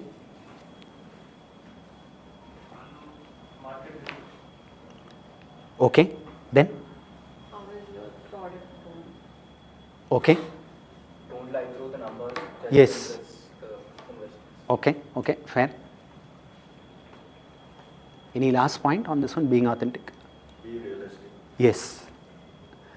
So see, I think VCs also don't want to invest in the most outrageous business, right? So, I mean, while you may see a lot of funded startups which are, making outrageous claims, but question is, I mean, they end up being there, right? So nobody starts by saying that, okay, I will, go and mine an asteroid, yeah? But there are companies which are building in that space. So I'm not trying to say that those visions may not come through, but you start small and make them believe that, okay, this will happen in reality, right? Why is that very important for any investor, right? So while they may like to say that, okay, we are taking outsized risk, but still somehow they want to, at the underlying, gut feel, want to support a realistic business and not an outrageous business. Why would you think that is the case? Very simply put. Okay, return, and more importantly, what? How effective the board is, that also matters. Okay, then, and return is linked to something, right? So, Believing the founder. okay, I mean, that's part of being authentic, but yeah, return within a defined fund timeline, right? So that is very important here, because I wanted to go back to that earlier slide. So they have only 10 years. So if they don't believe that the industry will change, or this founder will scale, or this company will become mature, or they will be able to attract a future round of funding and sympathy from future investors, they will not invest in that business. Because unless you get an exit, there is no concept of a fund, right? So within a defined timeline, can these guys or girls, play out on, the concept, and can the company scale? So that is why they are not looking for the most outrageous stories. Please have your own voice, right? So just focus on, okay, what is doable? So they are not saying that, okay, so today this is the industry problem. You know what, I have come up with the most fancy software and this is going to disrupt the entire thing. While some of those pitches have also got funding and some of them have scaled. I'm not saying necessarily everything is wrong. But question is about make it personal. So you don't go and tell a VC saying that, hey, this is the market cap problem. They know that, because there are hundreds of, companies that have been, reaching out to them. Yeah. And I told you guys that it is very cyclical as an industry, right? So the minute some ice cream guy gets funded, there will be 10 other guys trying the same. The minute that some, whatever a bus ticketing portal, I mean, this is way back, right? Like say 2014, 15. How many bus ticketing portal companies were there? I mean, maybe there is not enough supply of, bus, seats, but people were competing. Everybody was giving a discount. E-commerce, same thing has happened. So you don't focus on just the market problem or the size of the problem, right? While that is a necessary thing, please assume that the investor will know that. Otherwise, you shouldn't be speaking to them because they don't know the domain then. So question is, how do you make it personal? You go and tell them saying that, hey, this is where I believe there is potential in this entire story. This is my understanding of how my peers are operating, and this is how I intend to do it better, and I need capital to sort of get there. So that is the crux from this point, which also segues into the next one. So founder market fit, right? So again, I think I just mentioned this point. So see, investors are also looking for folks with domain expertise, right? I mean, going back to the point on why invest in a VC fund itself, right? So investors in VC funds who are called limited partners believe that they have the right domain expertise. Similar way, when a venture fund invests in you guys, you should at least make them believe that there is domain expertise, and rightfully so. Because see, it is not only raising capital, right? You are going to run the show post that. And you are not going to run a company purely as you would like to do by yourself, right? Otherwise, you shouldn't have raised venture money. So the minute you raise venture money, these guys are going to come after you. They are going to regularly, take, monthly updates from you. They are going to come and, make introductions. They are going to sit in board meetings, ask tough questions. So you better be prepared for all of that. And that is why being authentic, being realistic, and lastly about founder market fit, right? So typically this will boil down into a couple of things, at least in, my experience. Again, happy to hear, views from the room, right? So what would you think is founder market fit, right? Because I think this is almost a cliche term today. So what would you like to think as founder market fit?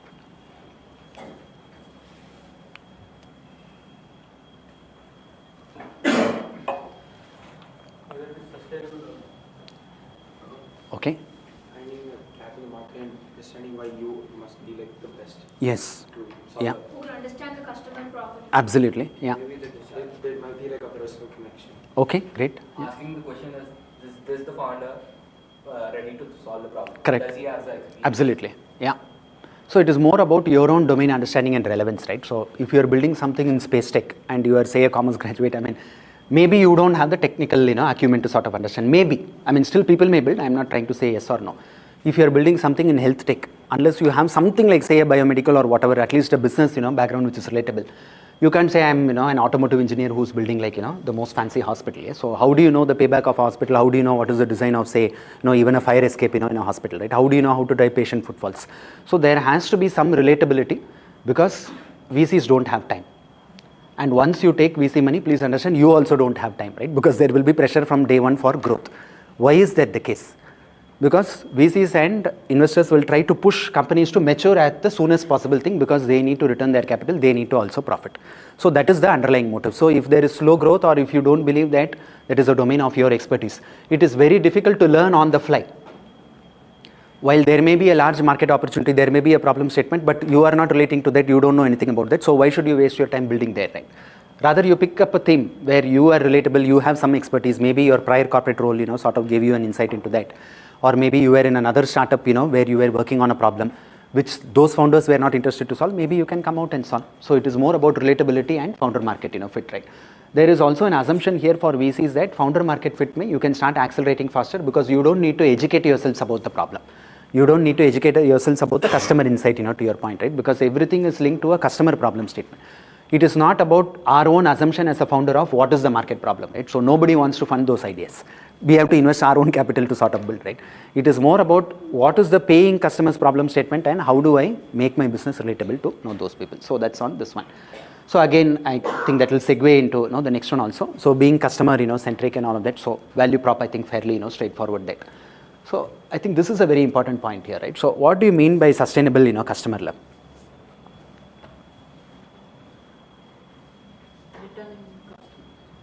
Okay, returning customers will impact you how? Okay, yeah. No, but repeats will impact the overall business how I'm trying to. There is something called CAC that you all would have heard of, right? CAC is what? Cost of acquiring a customer, right? You all would have heard of it, read of it. So the more customer centric you are being, and more people love your brand, they will automatically come to you guys, right? So you don't need to keep advertising as much to keep harping on the same message that, okay, this is the best product, this has like whatever natural flavors, this has the best packaging, it has the best pricing. So people have to truly discover your product. Maybe you can advertise once, maybe you can advertise 5 times, but you can't go and force feed, something to any customer, right? So that is about building sustainable love, because the minute your repeat customer increases, what happens, right? Revenue will become stable. Okay, revenue growth will be faster, in fact not stable. Number 2, yes, so you will spend less for faster revenue growth. So is that not an ideal situation? Because you have to look at revenue growth along with profitability. If you are maintaining revenue growth and continuing to bleed, to his point on cash burn, then it is not a profitable business at all, right? So, and why are profits required? Because that will mean businesses reach maturity, that will mean fund ka exit ho gaya, they are happy, you are happy. So that's the overall thing here. So then these two, I think a little bit more, from my experience, I put it here, right? So be spontaneous on, things here, because see, I think typically investors are also looking at somebody who's going to be a partner with them in building that venture out, right? So till the time you don't take any venture money, you can build however you want, because it's your money, it's your time, it's your resources and company, right? So you can have the most outrageous vision to that earlier point, or you can, say that, okay, I'm happy with even a lifestyle business. So that's your personal choice. But the minute you sort of, take money, so venture investors will always look for people who are flexible. Why is flexibility important? So if one vertical fails, the other one will. Yes, okay. And why do you guys think founders should be flexible? Because founders is dealing with uncertain Yes, waters. yes, okay. Markets are both spontaneous and unpredictable, so it's important to be able to Yes. adapt to whatever changes come. Yeah, absolutely. So that is going back to the point on experimentation, right? You have 5 to 8 years to sort of experiment, because these guys are patient with you. Number 2, they have given you the freedom, saying that, hey, I am willing to risk capital for you guys to do whatever the hell it takes to sort of get there, right? So be spontaneous. So if there is an attitude of, okay, I want to build this and I will do this whatever way, not too many investors will be open to those type of ideas, right? So entrepreneurship is very difficult in the first place. Number 2, these are early stage ventures.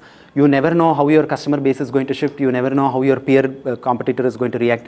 You never know how the next investor is going to treat you. You may be a successful founder, but the next guy doesn't write a check, doesn't mean anything, right? So you have to give exit to your existing guys. How do you sort of fulfill? You can't go and give personal money to sort of them and take an exit. More importantly, it is also being practical, right? So businesses today evolve very quickly, and there is a very shifting undercurrent in terms of, say, market dynamics, pricing, channel, brand. You all look at, say, the number of brands today using celebrities, right? So just as an explosive, growth of, brands using celebrity. Will we all necessarily buy all those brands? I'm just trying to, take a poll here. No? Okay. So would you all say that then that is the right way the founders would have spent the money? Because just by having, say, Hrithik Roshan or somebody doesn't necessarily convince a customer that, okay, it is the best brand, right? So maybe you should try new hacks. So I remember clearly there is this company called Manyavar, right? So you all might have seen the ads. So they came up with this very innovative concept of advertising only in theaters. So you will never find a TV ad in the early days of Manyavar, right?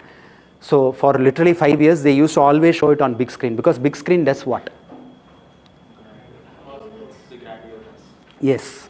One is the grandeur, because they present whatever, a Shadi ka theme, whatever, that mahal can come on the screen.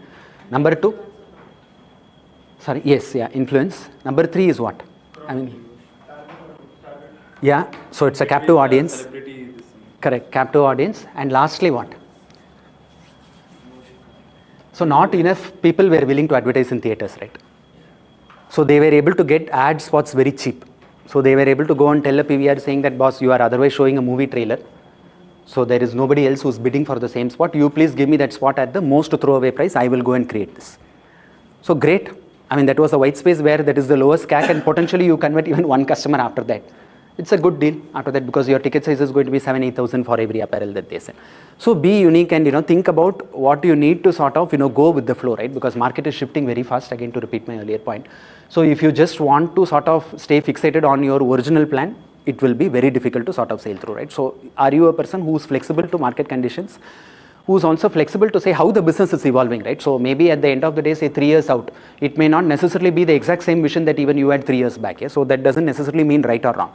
Of course, it is your choice as a founder to say that, hey, I don't want to build in this space, I will exit and return money back to the investors, or you sell to somebody else because that is not your original vision. Or you say that, hey, I started here, things have gravitated here because that is what the customer wants at the end of the day.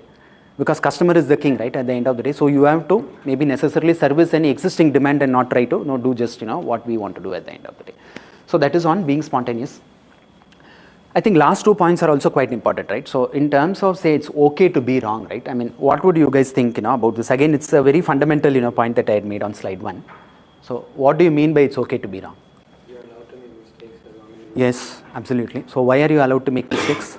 this is the first time. Because you won't repeat on And they them. give you Yes, okay. 5 to 8 years. Yes, yes, yeah, valid points. And the outcome. Yeah, valid points. So 2-3 key pointers here, right? So nobody knows how things are going to go, not even the founders. If founders don't know, you can't expect an investor also to know how things are going to go, right? Because they are not running the business. They are just the guys who will write a check, who will stay on for the ride, who will think that they will help you get to the right place. But they don't know better, founder also don't know, right? So why do you think it's okay to be wrong? So broadly just trying to summarize the points here again, right? So it's okay to be wrong because of the nature of the stage of the business, because these are early businesses, so nobody knows how is your pricing going to work, nobody knows which channel is going to be most profitable, nobody knows which customer base is going to be the highest paying audience. So it is okay to be wrong with respect to all of these things. Number 2, it is okay to also be wrong because you have the timeline, to your earlier point on 5 to 8 years, right? Because you have some leeway to sort of experiment, iterate, figure out which way it is going, because most people can't get it right on the first attempt. If people get, great. So if you crack it at your very first attempt, that will put you on that accelerated pathway, right? That is why when you typically look at a lot of these funded startups, one of the major metrics that most investors seek is the rate of growth. Why do they look at rate of growth when they are willing to write the next check?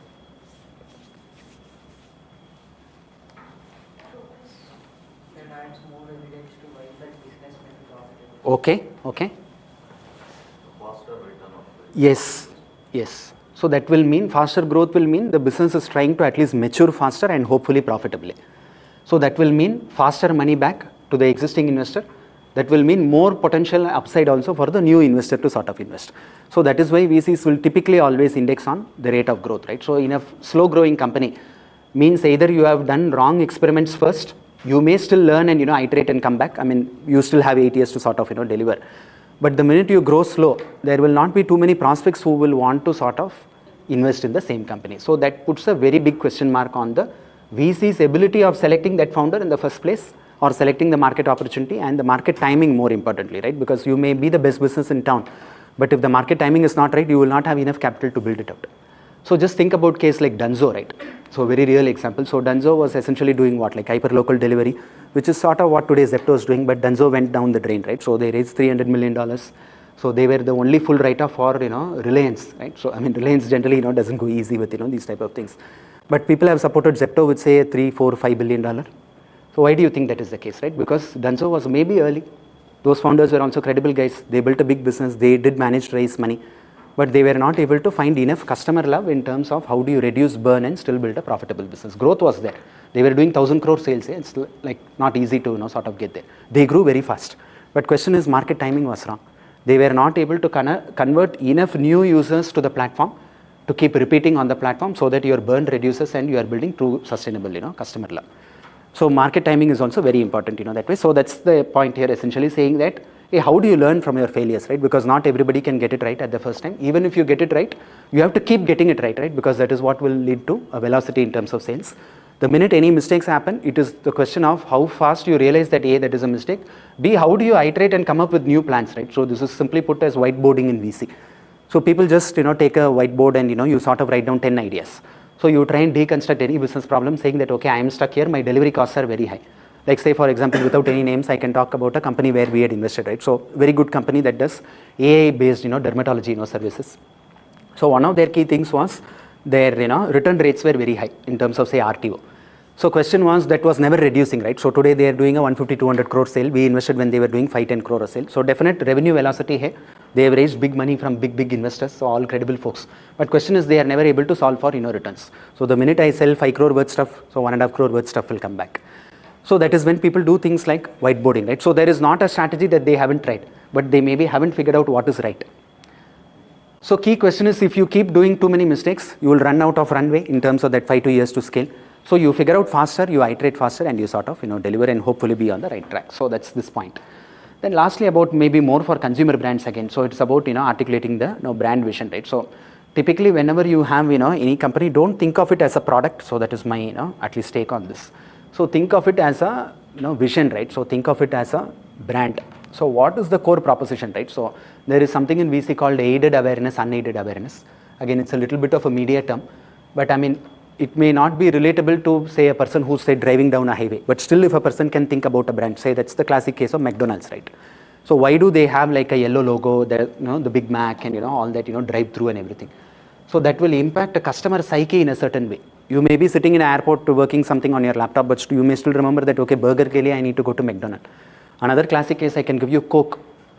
Why is there, letters, why is it red? Because red is a symbol of hunger. So the minute you see red, I mean, inadvertently people will start, secreting more saliva.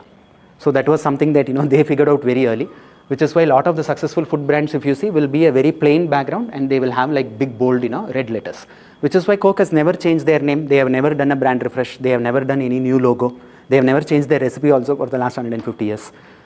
So Coke is a brand that sells in like virtually every country other than North Korea today, right? So that is the reach of the brand. So you may have a very unaided awareness about the brand. Like even a child who is born may, in fact, I read somewhere that other than okay, the next, most spoken word in English is Coke. Even I was surprised. So other than okay, like literally everybody from a 2-year-old, sort of. So that is the unaided awareness that you need to build. Again, building back on, say, customer ka, whatever, sustainable love. And also the vision, right? So if you are always anchoring on only, say, a specific occasion or a problem, people are not given enough opportunities or touch points to think about you as a platform. Say, think about Microsoft, right? So just a polar, opposite example. So every day when you log into your system, they are there, right? So when the logo flashes, the way you see things, the way the technology operates seamlessly, subliminally this thing keeps always is at the back of people's mind, right? So you may be at a restaurant, but still if your laptop boots, you will become aware that okay, chalo, this is happening, or you curse them saying that okay, it's not booting or whatever it is, right? So that is the level to which some of the most successful companies have wedged themselves into a customer's lives. Because if you are coming up on the customer's mind only at a point in time, it is very difficult to build a large enough business. Think of anybody, be it an Amazon or Microsoft or Coke, for that matter. Any last questions on this one, guys? Yeah. So the statement, invest in the founder, not the idea. How much does that resonate to you personally? I think absolutely does, right? So say I think founder market fit is one. Number two is being authentic, right? So say typically, why do people say that quite often? Again, it's a bit of a cliche, so no right or wrong answer there, right? But when you invest in an early stage business, what are you investing in? It is essentially the people, their vision that they have, and the belief that they will get there with some guidance and some capital, hopefully. So you are investing in people on a day zero company. If you were to ask me for, say, a share market investment, what do we do in my current role? We will not look at all of this. So a founder can be, whoever they want. Okay, so there, it may be a family-run business, but we will look at, say, profitability, cash flow generation. So for the stage that you guys are looking to talk to an early stage VC, founder is the primary, gangplank on which people decide, right? Because if you don't have the right type of founding team, there is an undue risk that, or a likelihood that the business may not survive. Why? Because it may not be a team that can iterate, experiment to that one point that came up. It may not be the right team that can signal to future investors, right? Because you can't be just done with one round of funding. If you are a fast scaling company, you will need multiple rounds of capital infusion. Third is, it may not be a team that will have a big vision. So you can build a good company or a good product, but are you building a vision? Are you becoming like entrenched in the customer's life, to my earlier point? So definitely early stage ke liye, I would still ascribe to that thought at least. Yeah. Any other questions on this one? In your experience, how often do VCs, what do VCs look at when they try to evaluate a founder's expertise in their industry? So I think typically 2-3 things there, right? Again, I mean, it may sound a bit, judgmental there, but I mean, that's the only proxy that, people use.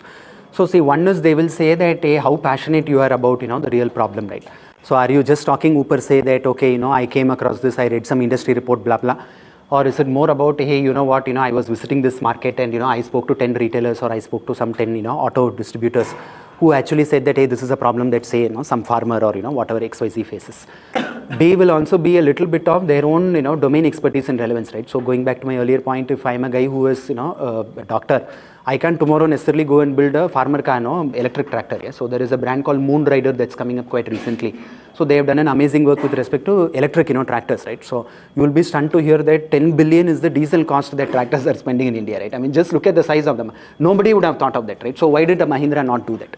But these guys had very specific expertise on how do you sort of sell that type of a product to a farmer at the end of the day. Because you will need a distribution presence, you will need to drive brand footfalls in those stores.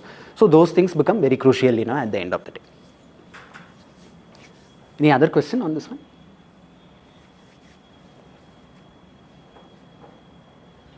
Cool, we'll move. Okay, so last two sections may be about, a bit of, deal closure itself. Happy to take any additional questions, maybe once the presentation is done. So, see, I think it is one thing about, just convincing, an investor, doing the pitch, talking about the potential, assembling the right team and all of that, right? And then there is something necessarily called the deal making itself, right? So, deal making is when you actually have some investment interest from a venture fund or some, backer of yours. Number two, you are there to sort of not necessarily again resell them the story, but it is about how do you consummate on that, opportunity, right? So there is somebody who has shown intent to invest. There is somebody who is offering you a term sheet, I think to your earlier point.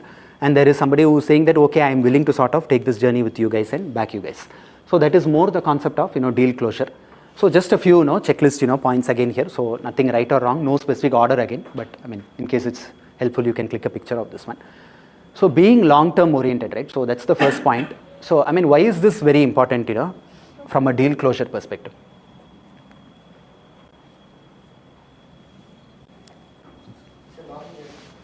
Okay. What is long-term orientation with respect to, say, deal closure? No, what is long-term with respect to deal closure, I'm saying? Yeah, deal closure. Because, see, you have convinced an investor that, okay, it is the right business, it is the right team to invest in. But with respect to deal closure, where you sign on the dotted line and you are about to accept money from them. So it is more about long-termism at that point in time, right? So what do you think is, the relationship or the parity there? Because Things change too quickly. Okay. You won't give up for short-term favors or Yes. deals. Yes. Okay.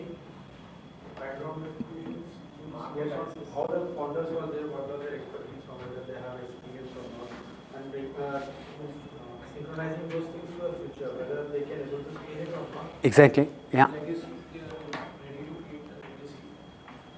Yes. Yeah. Succession plan, Okay. market access, Mm-hmm. and market maturity. Understood. Okay. Got it. So I think good set of, points here, right? So overall, I mean, please remember this here. So this is the key, philosophy, right? So remember, you are parting with a piece of your life, right? Because, I mean, you guys are founders, are going to be, to be founders. So question is, if you have worked so hard to sort of find a market-wide space, a real problem, you are willing to sort of sacrifice your time, blood, sweat and tears to sort of build something. You don't just easily give stake to any investor, right? So why would you part with stake that easily? Firstly, you need to believe that they are the right quality of partner in terms of, say, supplying adequate amount of capital, who is also maybe able to counsel and guide you at the right time and not necessarily agree to everything, right? Because there is a healthy way to disagree, but still, do the right thing at the end of the day. Third is, are they the right long-term partners, right? Take a case, for instance, right? So assuming you accept $1 million from, say, an early stage fund. Initially, you are saying that, okay, chalo, 2 saal mein I will sort of, become a 20 crore business or whatever. You are operating something in, say, healthcare, AI. So the minute you don't hit that plan, you assume that they come to the next board meeting and just, report the founder saying that, hey, what is this? 2 years have sailed. You committed to these numbers. It has not happened. Will you like that, type of, partnership?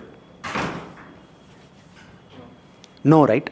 Because you have taken undue risk. You have taken undue amount of time to sort of get to even a 20 crore revenue. Because of the inherent high risk nature of, the proposition, right? Because if it was as easy to get to 25 crore revenue and meet your plan, there will be 10 other founders who are building in the same space and multiple VCs would have invested. So you need somebody who's like really long term, because you are parting away with a piece of your life and effort, right? Because this will come back to bite you guys when you are a mature company, right? So imagine that you have raised 3 rounds of money. You have 1,000 crore, valuation on your business. But you have only, say, 5% stake in that company. Will you be happy as a founder? I'm just asking practically. No, right? Maybe you have 25% in the company, you will be relatively more happy. If you have 70% in a 1,000 crore company, you will be very happy, right? So that means 2 things. So think well before you sort of give up equity, because it is going to be a future exit event, for you guys. So don't think about only the current round, because current round always is very transactional and easy, right? So you can easily say that, okay, I have pitched twice and, somebody has given me like $1 million. I can build this and, sort of get there and, whatever. But think of a future outcome. In case you are able to sort of burst through all these risks, get to a large outcome, will you be happy having a very little stake in the company?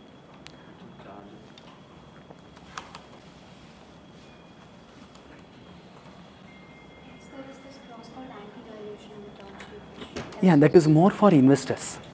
So it's more for investors. So yeah, anti-dilution necessarily means that in future you cannot issue a share which will be priced below the last round price, because see, fundamentally investor has taken a big risk, no, by paying a certain valuation for the company. So if you go and say next round I will sort of reduce the valuation of the company, they will say I want more shares, because you cannot compensate them with price, but you are compensating them with more shares. So that is what is anti-dilution. Yeah. Sorry, I don't remember the next points. Yeah. Any questions, please? So I have one question. Sure, please. More on the VC point of view. Just like how there is a founder market fit, is there any VC market? Absolutely, yeah. I would say VC founder fit, right? Because it is very personal to your company at the end of the day. So when you go and take money from an investor, they have to treat you well at the end of the day, because the founders are slogging their ass off to sort of get there. Number two, I think they should give adequate freedom also as you build out your venture, right? So whether they are relevant for the market or not, that is definitely a valid point. I'm not denying that. But question is, do they know when to pause and when to push founders? Like if a founder has tried 5 times to say iterate on packaging of a product and still the customer love is not coming through, is that the right time to sort of berate the founder versus saying that chalo, we tried this, fine, let's go with the last version of this where we believe there was a reasonably good customer response from that. So you need somebody who can understand the dynamics of the founding team, the market landscape, and then go with it. So definitely I would think any VC founder fit is very important, or VC company fit. And also on the age of the founder, right?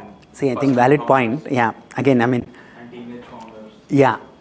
See, again, no right or wrong answer, but all shapes and sizes are there in the market, right? So today, with respect to say age and maybe a VC preference or a non-preference for these type of factors. So again, I don't want to sound judgmental here, the audience, but see, typically venture investors want to back younger entrepreneurs, right? That's unfortunately the nature of the game. But let me put that question back to you all as audience. So why would you think that is the case? Youngsters may not have necessary experience, right? So, but they have one more very powerful tool that VCs are looking for. Sorry. Time. Okay, time. Then. And the commitment, probably not having any other commitments except. Yes. So that will translate into risk-taking ability, right? So basically, they don't have anything to lose here, like literally. So, and you are so passionate and focused on your idea that you are willing to do whatever it takes to sort of get there. You imagine a founder who say 40 plus or 50 plus. You imagine practically as a person what all commitments they will have. No, there are still a lot of 50 plus founders who have done phenomenal jobs. So the success today shouldn't be a parameter to say that okay, we will invest, not invest. But you look at it that way. No, so somebody who's 50 plus, they will either have some potential age related challenges. B, they may not be as agile with respect to understanding the market is the assumption. I don't know. I'm not saying this is the case. It's the assumption. Thirdly, they may not have a very large risk appetite is the assumption again. So there have been a lot of founders who are like 50 plus. Very recently, again, I don't want to take names here. So it is a very large ice cream brand. So we spoke to the founder. You will not believe he's ex-Coke. He's 72 years old. Oh. But you will not believe. So venture funds, big funds have invested in him. And he had like some huge issues in the last 2 years. But you should see the type of enthusiasm and the focus the man had. In fact, last Saturday we spoke to him. So he was very keen, saying that, hey, I have done all this. But my vision is to execute on a 1,000 crore plan. I am at 300 crore. I will get there. So very few instances you will find people of a certain age profile or a certain risk profile who are still so deeply committed to what they are doing, because that is the way incidents or circumstances will shape people, right? Probably it's a bell curve because absolutely 72 years has correct, nothing to lose again. Correct, but still investors had taken a punt with them. Yeah, is anyways absolutely correct. And today I think his brother is in the business, his daughters have moved back from the US, they have joined the business. Because he is in a way getting this decks ready for your next round of funding. Because first round somebody has invested, but next round guy will say, no, I don't believe. You imagine somebody has an unfortunate health incident. No investor wants to sort of take that risk here. So I think that's on that one. So being patient, again very quickly on this one, right? So sort of aligned with the business cycle point that we spoke about, 6 to 8 year long journey. So please be patient on what type of investors you are boarding for this, right? Because there is a very important point here. So what would you mean by say solid conviction, right? Again, I gave a very relevant example here earlier. Why do you need? Yeah, go ahead. Okay. No, this is conviction from the investor side. So why do you need investors who are patient and, who have a solid conviction? Yes, and they are with you through highs and lows, right? Because the risk is very high in any business. So the minute that people sign up, there is no chance that you will see a profitable outcome even 20 years down the line. But you need for them to be an all-weather partner, right? So you don't want somebody who's like sort of, literally like, trading blows with the founder when the going is not good and saying that, hey, they are the best founder when the going is good, right? So that is not the right type of partnership. So that will all rest on how patient you are being with the process itself. Just going back to my earlier example, if you were to go talk to a VC and say that, okay, I'm executing on this plan, you need to wire the money in a week. It's an easy decision, they will say pass irrespective of founder pedigree.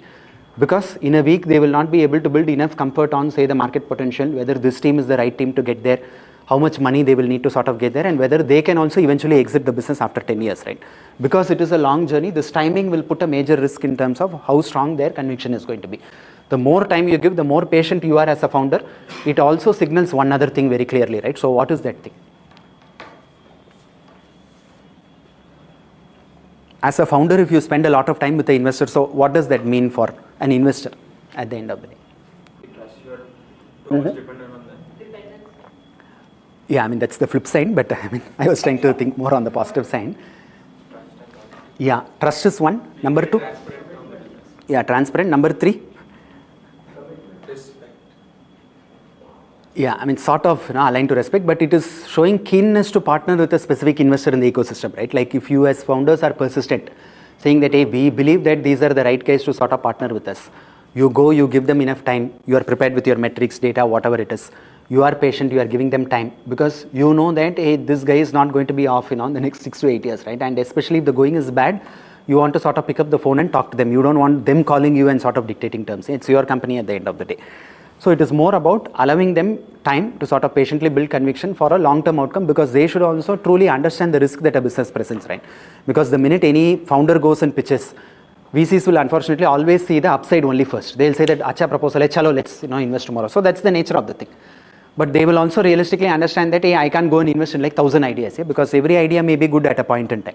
And every founder is like equally qualified and credible, right? So nothing right or wrong about that. But if they were to really dissect it and think a bit about it, somebody may in the investment committee may say that, no, I don't believe there is a 1,000 crore exit. Some fellow may say, I don't like this, founder. Some other guy may say, no, the competitive landscape may change very differently, say 3-4 years out. So you allow them to sort of do their own thought process and come back to you with full conviction because it's going to be a long haul journey. So that's, this point. Then the last 2 points are also quite important, right? I think the last one we have debated quite, at length, but, it's a bit on valuation. So I wanted to get the, room sense on, okay, what is being realistic on valuation? So how would you value, your own company, right? 5 minutes. Future potential. Okay.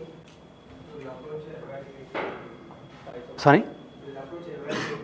Okay. Okay, okay. Okay, size of the market opportunity, yeah. The competitors Yeah. benchmarking. Correct, yeah. So I think a lot of relevant point here, guys. So I think, see, typically when you part with equity, right, so which is what I was saying. So you give away some shares. When you start off your company, 100% of all the shares are held by you. Then when the first, investor potentially is, joining the bus, in terms of the ride ahead, you give away some shares. At that point, you will have to cross this bridge called valuation, right? So typically valuation is not a science here. So nobody knows where numbers, appear out of, right? 2 ways to look at it. One is, if you were to say roll forward 10 years, how do you think your company will look? And what is the valuation the company may get? Assuming that you guys get everything right, you have access to funding, you are the category leader and you are a killer of a business at the end of the day. So think backwards. So that is point 1 in terms of, say, advice. Don't think about today's thing, saying that, okay, today this fellow is writing a 1 million check, I'm willing to part with 10%. Don't do that. Roll it forward. Say that, okay, 8 years ke baad, I want an exit of, say, at least 1,000 crore. And at that point in time, to my earlier question, I want to retain at least, say, 30, 40, 50% of the business. If I'm doing this 7 years worth effort and having 2% in a company, it is not incentive enough for the founder. The VC will be happy, but the founders will not be happy. So question is, roll it forward, say that, okay, let me look at, say, a 10-year business potential. Assuming that everything goes right, you should also plan for future dilution here, right? Because you will need lot of capital at every juncture to sort of, keep getting there. So the minute you sort of part with, say, 10% in the first round, the next round guy will ask for 20%. The next round guy will ask for 30%. So imagine like say 3 rounds out, you would have raised say 200 crores, but you would have parted with 50% of your company. Assuming that 50% baki whatever you hold will be worth say 1000 crores, and then model for what is a realistic valuation. So that is one point. Second is also because it is not a science, it is always a negotiation, right? So VCs also ultimately shouldn't get a signal that founders are focusing or over optimizing only for valuations.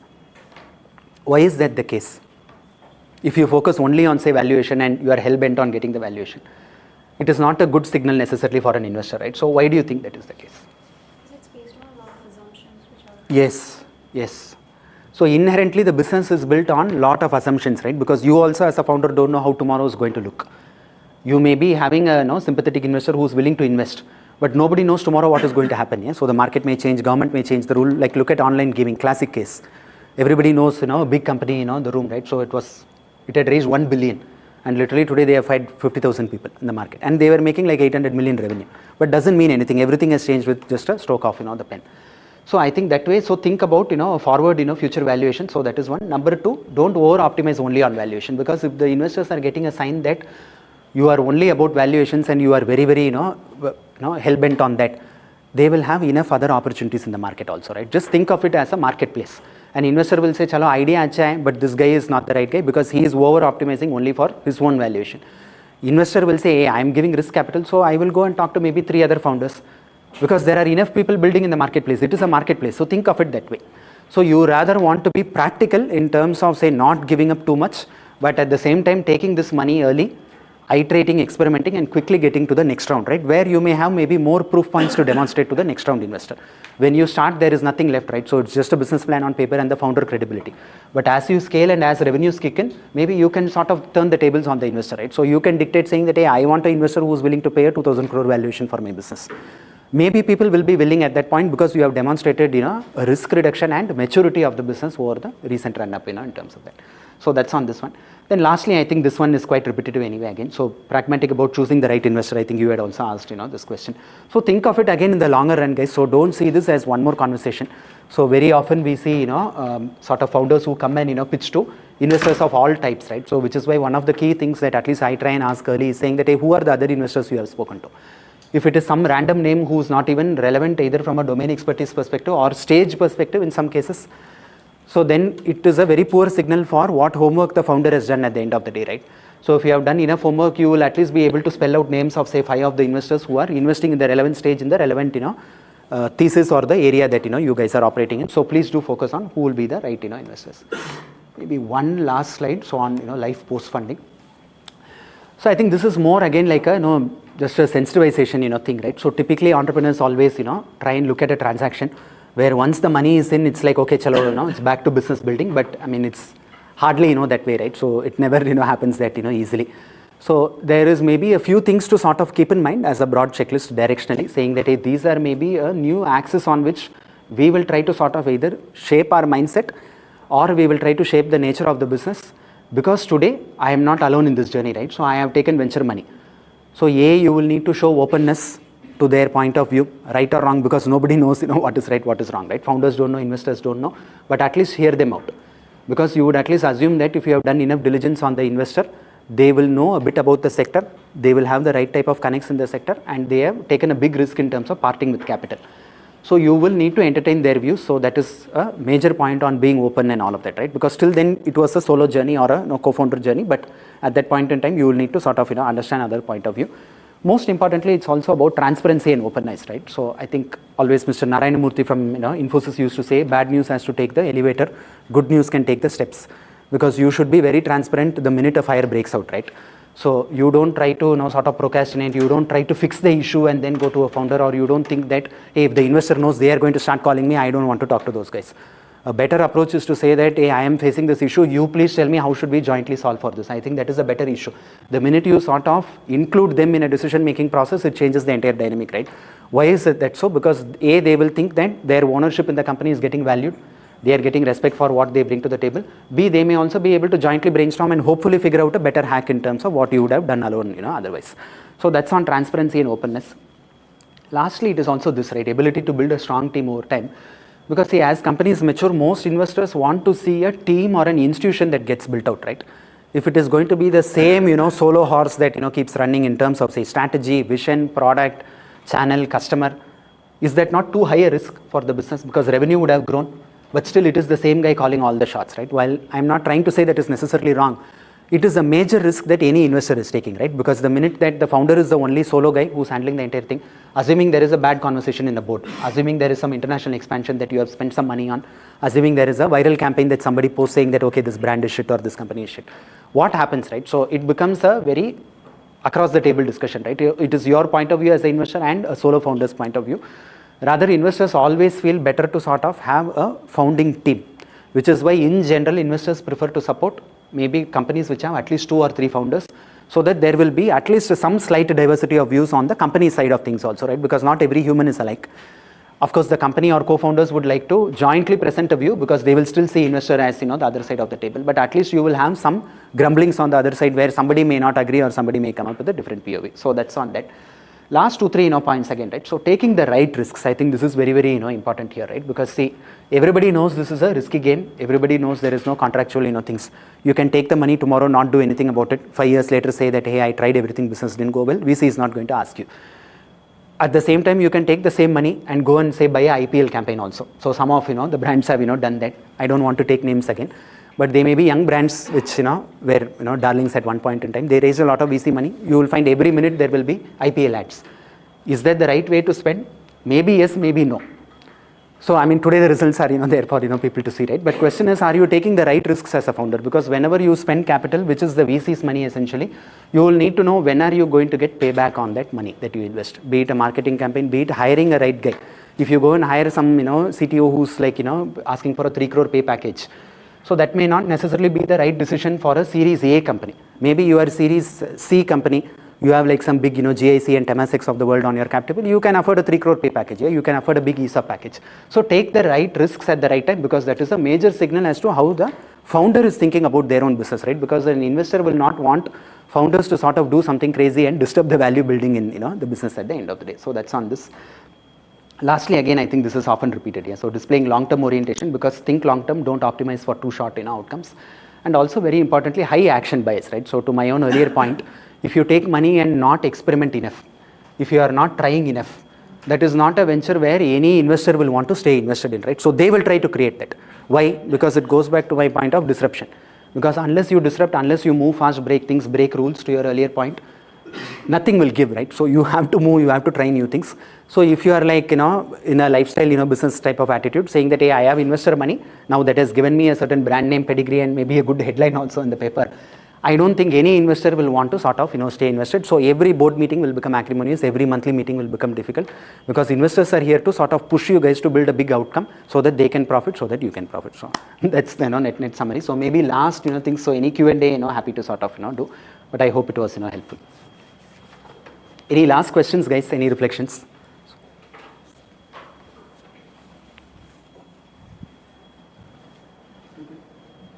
You were saying that building a strong Yeah. on the hiring part. Mm-hmm. You can throw some light on what kind of techniques or methods to be included in hiring the team. Okay. So I think 2 ways to think about it, right? So one is, I mean, as a founder, are you able to convince new folks on the vision that you are building? So that will mean a major signal for the market. It will mean a major signal for the business also, right? Because business will obviously need perspectives from various credentialed people. You may want to build it a certain way, but there may be various folks who will bring their own perspectives to the table, right? Which may either accelerate the journey and hopefully reduce the risk also in terms of the future pathway.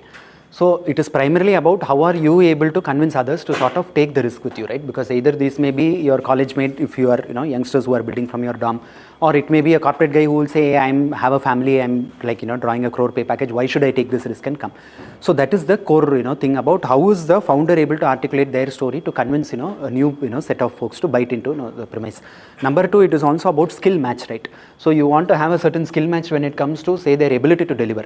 Because you would have done a lot of diligence in terms of, say, hiring somebody, but if they come in and they are a misfit, or if they come in and whatever, behave very differently with your, team who has been there for even longer, it is not going to help.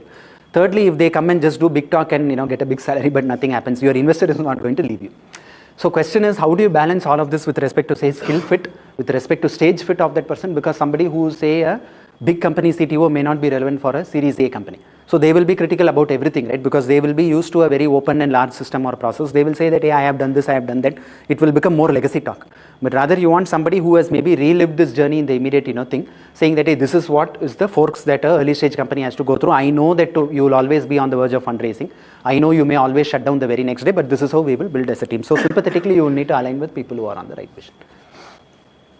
Yeah. For certain capital intensive startups or companies, is it wise to kind of start the venture after getting the commitment on the fund, or? Yeah, I mean, little tricky then. See, I think because it will add to the risks also, in your day zero, right? Because firstly, you are saying it is capital intensive, so that will itself be a deterrent for any investor, yeah? Because VCs don't like to invest in capital intensive business, because that adds to your risk, because they will be afraid that the next round of funding is not going to happen. Number two, if it is a capital intensive business, you will need to take money, invest, and only then create revenue from that, which will eat into your timeline for execution. Typically, it will be 12, 15, 18 months, assuming the project goes on time. I can give you a real case in point, right? I don't want to take names again. It's a Hyderabad-based company. So I had invested in my earlier role. So they are into a very fancy waste management, technology. Again, I don't want to take names. So they will take 2 years to set up the plant. So question is, no investor, despite the pedigree of the team or despite the promise and despite favorable regulatory tailwinds, were willing to do that. But in my earlier venture, those promoters said that, okay, chalo, it is a greenfield vision that we have, saying that 10 years later, there will not be any plastic waste from, say, PET bottles in India. So that is the vision we want to support. Maybe this capital found it relevant, but most other funds were having a very different point of view on that. Because most people will say, okay, you will take 2 years to set up the plant, then you need to monetize, then your margins have to stabilize, plant utilization has to rise. So in a way, it is very tricky. And again, I think early days, you will not get any valuation for a business like this, right? So again, in this specific case, without taking names, we had gotten shares at par. So that is why we had done the deal. If they would have put any valuation saying that 100 crore, we would have also said we will not invest. So today you are getting in as a greenfield investor, but you are getting shares which are the founder shares at the same value, which is like 1 rupee a share. So there is no downside to that, no? Right. And right now we have many founders here. Okay. Who just either started their ventures or they're making a small traction on the revenues already. If at all you can give us just 2 cents on your current investment thesis with Sattva. Yeah, sure. So see, I think I can give you the gist, right? So see, basically this is a family office of the Sattva group. I'm sure most of you know who they are. So they have been operational for about 6 years now. So roughly managing around 200 million USD in terms of fund size. We are sector agnostic from an investment perspective, so we are pretty open to any theme under the sun. We have an existing portfolio of about 37 startups where we have invested in so far across the board. Over these 5 years, there are about 7-8 VC funds also that we have backed. In terms of stage, again, pretty much early stage is what they have done, at least in terms of the past, where I think 2 to 5 crore will be the average ticket sizes that we have invested in. I mean, bunch of companies doing well, some others are growing fast, some are maybe not doing so well, which is the nature of the game, right? So, and we have a listed portfolio also. So that's broadly the thesis from our side. Yeah. Most of the sector sector agnostic, as I told you. So we can look at, say, an industrials company, maybe an IVF chain, maybe something in aviation. So we receive a lot more proposals that way. So it becomes a hassle to sort of figure out which market you need to invest, because it's all cyclical at the end of the day. But yeah, sustainability and manufacturing. That is also one that we are looking at actively. So yeah. Any other questions? Yeah. I think it is picking up, quite honestly. So, in fact, I had a bird's eye view on that, from the earlier example that I gave. So, I think, see, there is a lot of, regulatory push, that is, shaping up, today.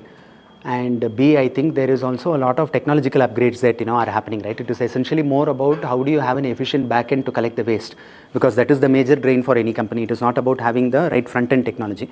So I think the government is today putting a lot of rules on how do you have to use recycled plastics and recycled XYZ materials. So that is definitely shaping up. The second now potential market is also into electronics and mobile recycling. So that was one more thematic, at least I had spent a lot of time on earlier.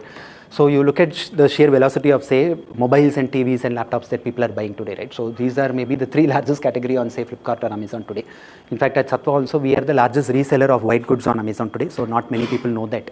But the partnership that used to be with Catamaran, which was Narayana Murthy's family offices today, rolled forward to us. So that's there in place. But I mean, just look at the sheer size of the market, like multi-billion-dollar every year sale, and people have a habit of sort of upgrading their mobiles and laptops pretty soon. So somewhere all of this is going, right. So Some of it has to get recycled, some of it will be some materials recovery, something will also be about just refurb and putting it back, into the market. A lot of companies are operating in this space like Cashify and, many others. Yantra karke, there is one more which is owned by Flipkart today. So I do believe that, it is a long-term gestation project, but because it will need capex again to, your earlier point. And these will also be a licensed business at the end of the day, right? Because when you extract materials, you will need to have your effluence control and all of that. So yeah, I think in the longer term, definitely there is a big potential, that I see. Regardless of the path that you take, what are some important steps you think you should take besides what you've mentioned in order to become an effective VC? See, it is very subjective again. So again, I know industry people say various things. Again, I would at least like to think I'm a very unconventional, VC that way, right? But if I were to give you a textbook answer, maybe that will make it easier for, me also, right? So say, I think what are maybe some key skill sets that, people need to become a VC? So start thinking that way. So one is you need to be good with numbers because you can't, get away, with that. Number two is you will need to have some type of creativity in terms of thinking through, how a business can do at a future point in time, right? Because this is all crystal ball gazing. I mean, nobody knows which way it's going to go. Even the founder doesn't know, to be very honest. So it's about having a vision to think through, some of these things, saying that, okay, how will your market change? How will your competitive landscape change? How will maybe government, tailwinds change? How will a pricing model change and some of that? So somebody who is able to be creative enough to sort of, think through some of these things. And lastly, also maybe have some type of, risk, gut, right? So, I mean, again, it can be developed over a period of time, but some people take undue risk, some people take very measured risk. So it is a question on, how do you sort of hone that, risk-taking appetite also. So broadly, I would think that these are the three skill sets. If I were to, again, going back to a textbook answer, say, I think broadly, most people enter this industry from, say, either a investment banking or a consulting or a corporate finance, type of background. So that is the largest channel today. Doesn't necessarily mean right or wrong about, the rest of the people. I had a very unconventional journey. So I was a banker earlier, so I'm a chartered accountant. So literally no CAs in, VC, right? Because CAs and VCs, are not necessarily, compatible, that way. But yeah, I had, my own journey. So I think it is an open canvas for each one of you. So I think everyone should try something new to sort of get there. And there have been a lot of people who have worked in, say, design, media, and branding also today who are becoming venture investors. So each one brings a very different perspective, to things, right? Because it is about how do you sort of enable a company to grow faster and grow smarter. So there is no restriction on, who can, sort of, guide companies there. So, yeah. Yeah. So in front of the investor, how do we position as a D2C brand? Because for D2C, we have so many Correct, brands, yeah. right? And they follow a traditional approach, either Instagram, Yeah. through e-commerce. Yeah. So the upcoming ones, how do we position, and do they see a difference in the way we are doing marketing or sales? Yeah. See, I think, little difficult to sort of, give a response, right? Maybe I can throw it back at you, for creativity, purpose, right? See, one is today the BPC or whatever, D2C landscape is very crowded today, right? So there is no different way to sort of market, yeah? Because ultimately the platforms are the guys making massive money. So either Google or Amazon. So that is the nature of, the industry, right? So where else can you be different, right? I wanted to go back to one of my earlier slides. Do you believe you understand the customer best? So what work have you done to sort of do that, right? So if it is somebody saying that, okay, I was working in this company earlier, this is a problem statement I saw, I'm sort of solving for the same. Versus somebody who's saying that, hey, what, I was visiting, some XYZ share and, I went and, spoke to 20 customers. This is what was the problem statement there. I believe there is a large market for that. So how do you resonate with your own customers and how much of, say, digging and groundwork you have done, in terms of, that.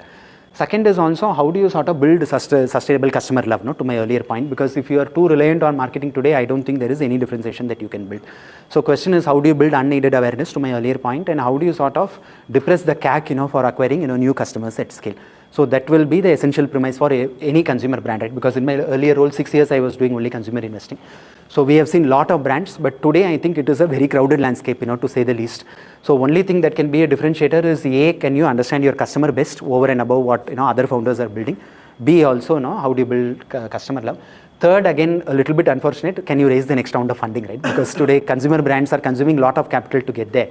So if you are, not very confident of, being pitch ready, to my, earlier slide, points, I think you will at least need to have a co-founder in the team who can do the storytelling and talking. So broadly, these are maybe 3 points from, my side. Yeah. Firstly, thank you so much. Thanks. I didn't realize that, we had this for about over 2 hours. 2 hours, huh? Oh, wow. Over Okay. 2 hours. Thank you so much for that. And one of the things that we all should be resonating is, in fact, the venture capitalists are also entrepreneurs by themselves. Correct, yeah. And to talk about that, this. So in fact, we've been launching something called as venture capital and private equity. Oh, okay. So this is a course Okay, on sure. venture capital and Interesting. private Okay. equity. Anyone who wish to set up their own fund, or Nice. anyone who Okay. wants to kind of enter into this VCPE space, Oh, super. we've Okay. been launching this. Oh, And great, October first week will be the Okay, first nice. class that we are Super. doing that. Super. In fact, Great. the VCs will come and they'll be teaching. Oh, nice. This Okay. is basically for the analysts who wants to go in this space, or who Super. wants to set up their own fund. Family offices who wants Okay, to set great. up their fund. Okay. Mhm. We are launching this Super. program. Super. And I think that's a great start for us also. And we have, lead, build. In fact, one of the seed students are also here. Mhm. Yeah. Thank you so much. Great to be here. Hope it was helpful, and happy to be in touch with folks. Thank you. Thank you. Thanks for hosting. Thanks for coming. Thank you. So you came all the way from Bangalore. Thank you. Again, he's flying back now to Bangalore now.